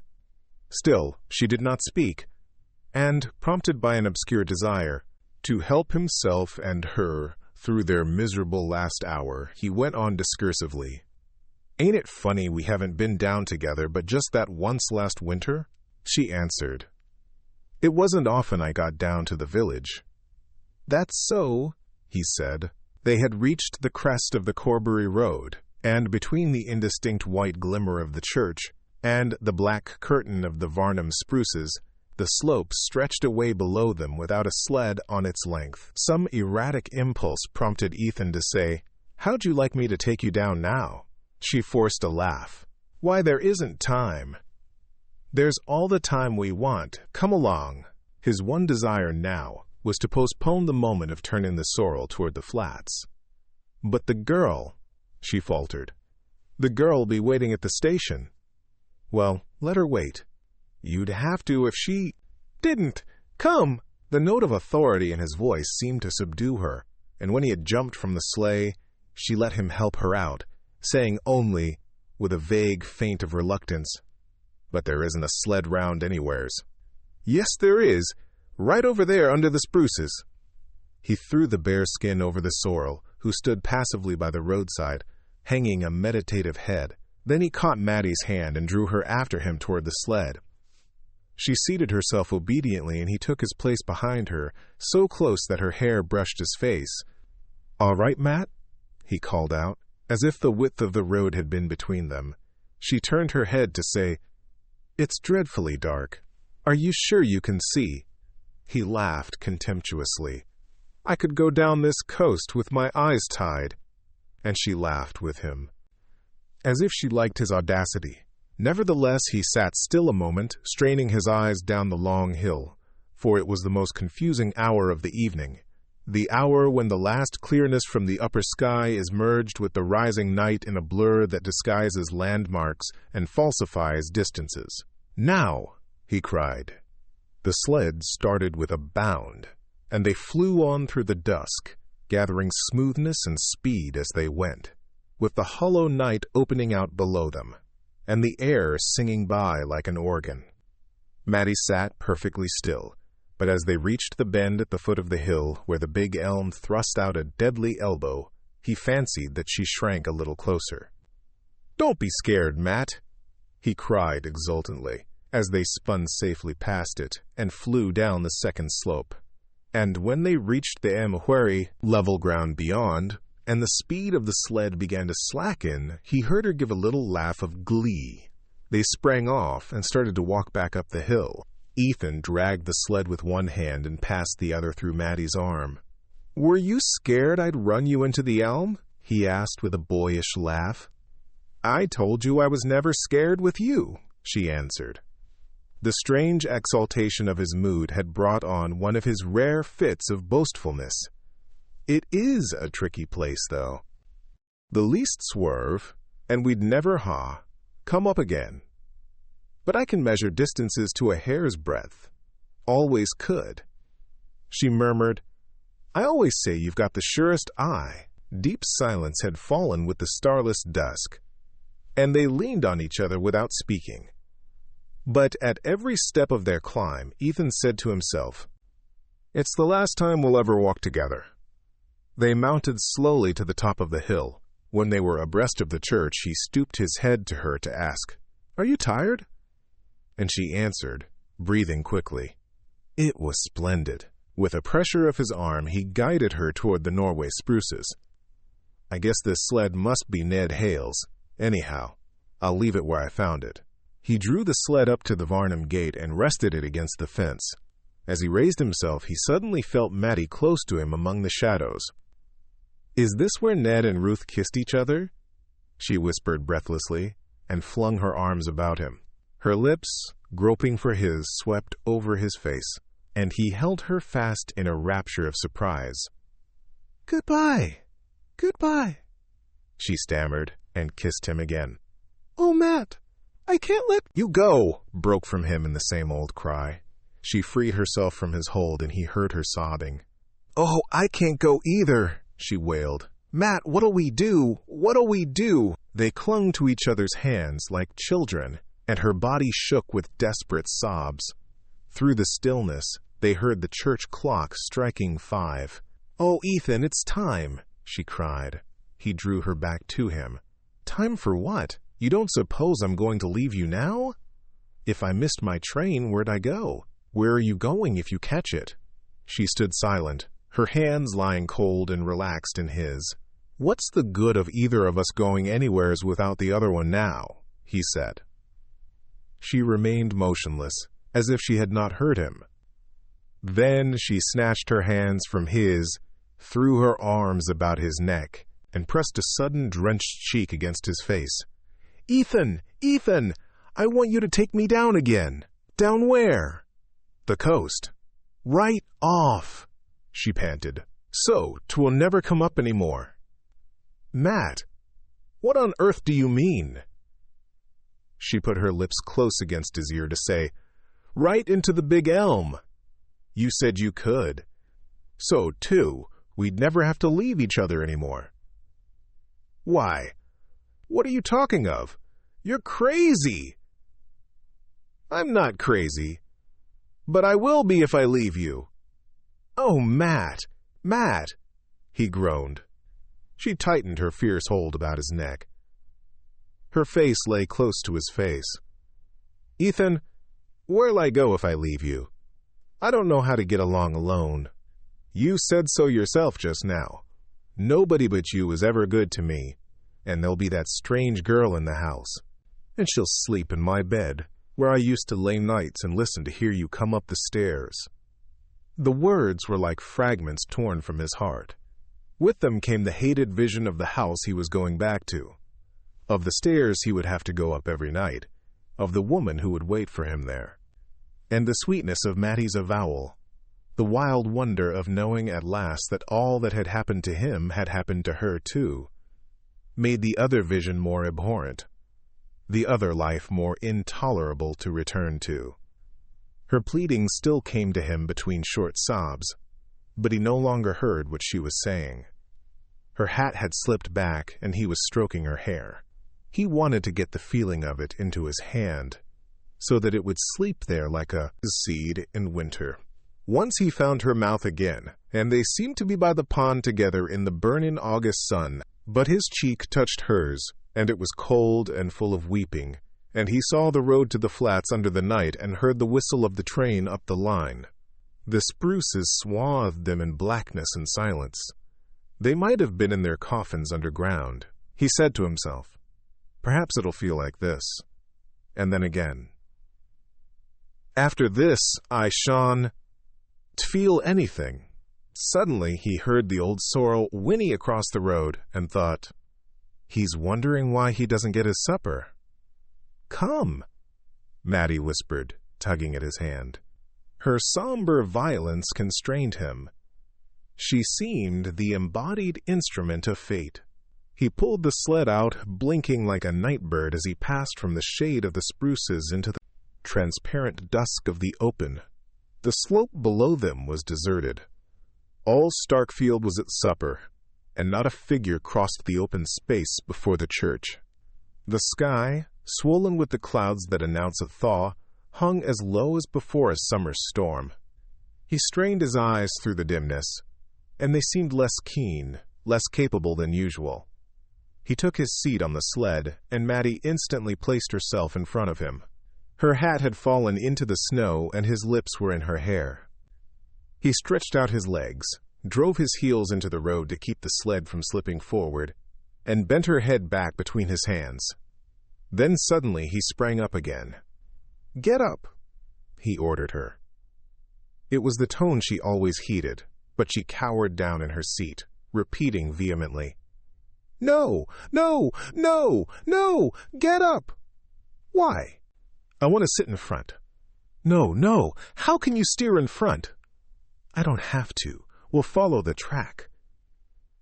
They spoke in smothered whispers, as though the night were listening. "Get up! Get up!" he urged her, but she kept on repeating, "Why do you want to sit in front?" Because I want to feel you holding me," he stammered, and dragged her to her feet. The answer seemed to satisfy her, or else she yielded to the power of his voice. He bent down, feeling in the obscurity for the glassy slide worn by preceding coasters, and placed the runners carefully between its edges. She waited while he seated himself with crossed legs in the front of the sled. Then she crouched quickly down at his back and clasped her arms about him. Her breath in his neck set him shuddering again, and he almost sprang from his seat. But in a flash, he remembered the alternative. She was right. This was better than parting. He leaned back and drew her mouth to his. Just as they started, he heard the sorrel's whinny again, and the familiar wistful call, and all the confused images it brought with it, went with him down the first reach of the road. Halfway down there was a sudden drop, then a rise, and after that another long, delirious descent. As they took wing for this, it seemed to him that they were flying indeed, flying far up into the cloudy night, with Starkfield immeasurably below them, falling away like a speck in space. Then the big elm shot up ahead, lying in wait for them at the bend of the road, and he said between his teeth, "We can fetch it. I know we can fetch it." As they flew toward the tree, Mattie pressed her arms tighter, and her blood seemed to be in his veins. Once or twice the sled swerved a little under them. He slanted his body to keep it headed for the elm, repeating to himself again and again, "I know we can fetch it." And little phrases she had spoken ran through his head and danced before him on the air. The big tree loomed bigger and closer, and as they bore down on it, he thought, "It's waiting for us. It seems to know." But suddenly his wife's face, with twisted, monstrous lineaments, thrust itself between him and his goal, and he made an instinctive movement to brush it aside. The sled swerved in response, but he righted it again, kept it straight, and drove down on the black projecting mass. There was a last instant when the air shot past him, like millions of fiery wires, and then the elm. The sky was still thick, but looking straight up he saw a single star, and tried vaguely to reckon whether it were Sirius or The effort tired him too much, and he closed his heavy lids and thought that he would sleep. The stillness was so profound that he heard a little animal twittering somewhere nearby under the snow. It made a small, frightened cheep like a field mouse, and he wondered languidly if it were hurt. Then he understood that it must be in pain. Pain so excruciating that he seemed, mysteriously, to feel it shooting through his own body. He tried in vain to roll over in the direction of the sound, and stretched his left arm out across the snow. And now it was as though he felt, rather than heard the twittering, it seemed to be under his palm, which rested on something soft and springy. The thought of the animal's suffering was intolerable to him, and he struggled to raise himself, and could not, because a rock, or some huge mass, seemed to be lying on him. But he continued to finger about cautiously with his left hand, thinking he might get hold of the little creature and help it. And all at once he knew that the soft thing he had touched was Mattie's hair, and that his hand was on her face. He dragged himself to his knees, the monstrous load on him moving with him as he moved, and his hand went over and over her face, and he felt that the twittering came from her lips. He got his face down close to hers, with his ear to her mouth, and in the darkness he saw her eyes open and heard her say his name.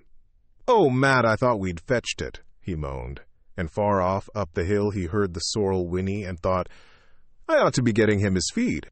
The querulous drone ceased as I entered Frome's kitchen, and of the two women sitting there I could not tell which had been the speaker. One of them, on my appearing, raised her tall, bony figure from her seat, not as if to welcome me, for she threw me no more than a brief glance of surprise, but simply to set about preparing the meal which Frome's absence had delayed. A slatternly calico wrapper hung from her shoulders, and the wisps of her thin gray hair were drawn away from a high forehead and fastened at the back by a broken comb. She had pale, opaque eyes which revealed nothing and reflected nothing, and her narrow lips were of the same sallow color as her face. The other woman was much smaller and slighter. She sat huddled in an armchair near the stove, and when I came in she turned her head quickly toward me, without the least corresponding movement of her body. Her hair was as gray as her companion's, her face as bloodless and shriveled, but amber-tinted, with swarthy shadows sharpening the nose and hollowing the temples. Under her shapeless dress her body kept its limp immobility, and her dark eyes had the bright witch-like stare that disease of the spine sometimes gives. Even for that part of the country, the kitchen was a poor-looking place. With the exception of the dark-eyed woman's chair, which looked like a soiled relic of luxury bought at a country auction, the furniture was of the roughest kind. 3 coarse china plates and a broken-nosed milk jug had been set on a greasy table scored with knife cuts, and a couple of straw-bottomed chairs and a kitchen dresser of unpainted pine stood meagerly against the plaster walls. "My, it's cold here."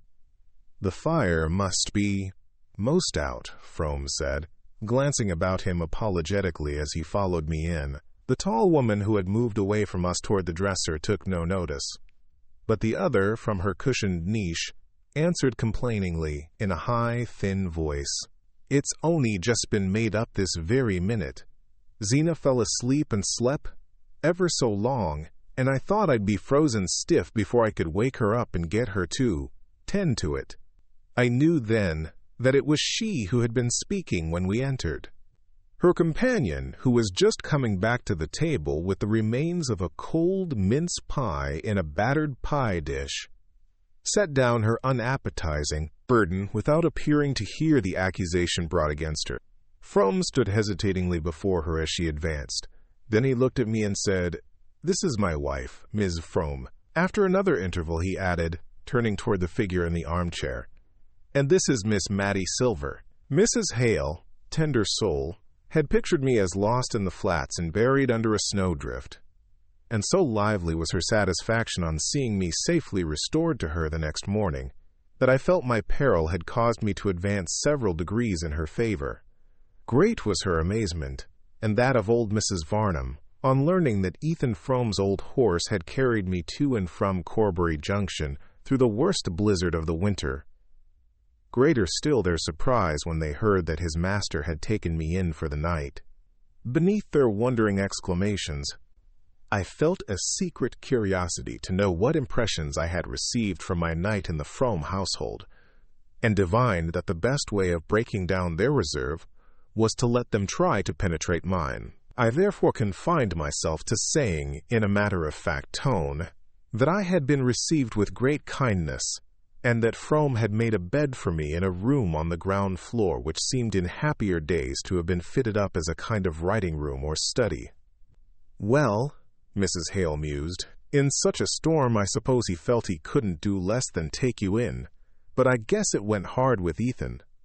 I don't believe, but what, you're the only stranger, has set foot in that house for over 20 years. He's that proud, he don't even like his oldest friends to go there, and I don't. No, as any do, any more, except myself and the doctor. You still go there, Mrs. Hale? I ventured. I used to go a good deal after the accident, when I was first married. But after a while I got to think it made him feel worse to see us. And then one thing and another came, and my own troubles. But I generally make out to drive over there round about New Year's and once in the summer. Only I always try to pick a day when Ethan's off somewheres. It's bad enough to see the two women sitting there, but his face, when he looks round that bare place, just kills me. You see, I can look back and call it up in his mother's day, before their troubles. Old Mrs. Varnum, by this time, had gone up to bed, and her daughter and I were sitting alone after supper, in the austere seclusion of the horsehair parlor. Mrs. Hale glanced at me tentatively, as though trying to see how much footing my conjectures gave her, and I guessed that if she had kept silence till now, it was because she had been waiting, through all the years, for someone who should see what she alone had seen. I waited to let her trust in me gather strength before I said, yes, it's pretty bad, seeing all three of them there together. She drew her mild brows into a frown of pain. It was just awful from the beginning. I was here in the house when they were carried up. They laid Mattie Silver in the room you're in. She and I were great friends, and she was to have been my bridesmaid in the spring.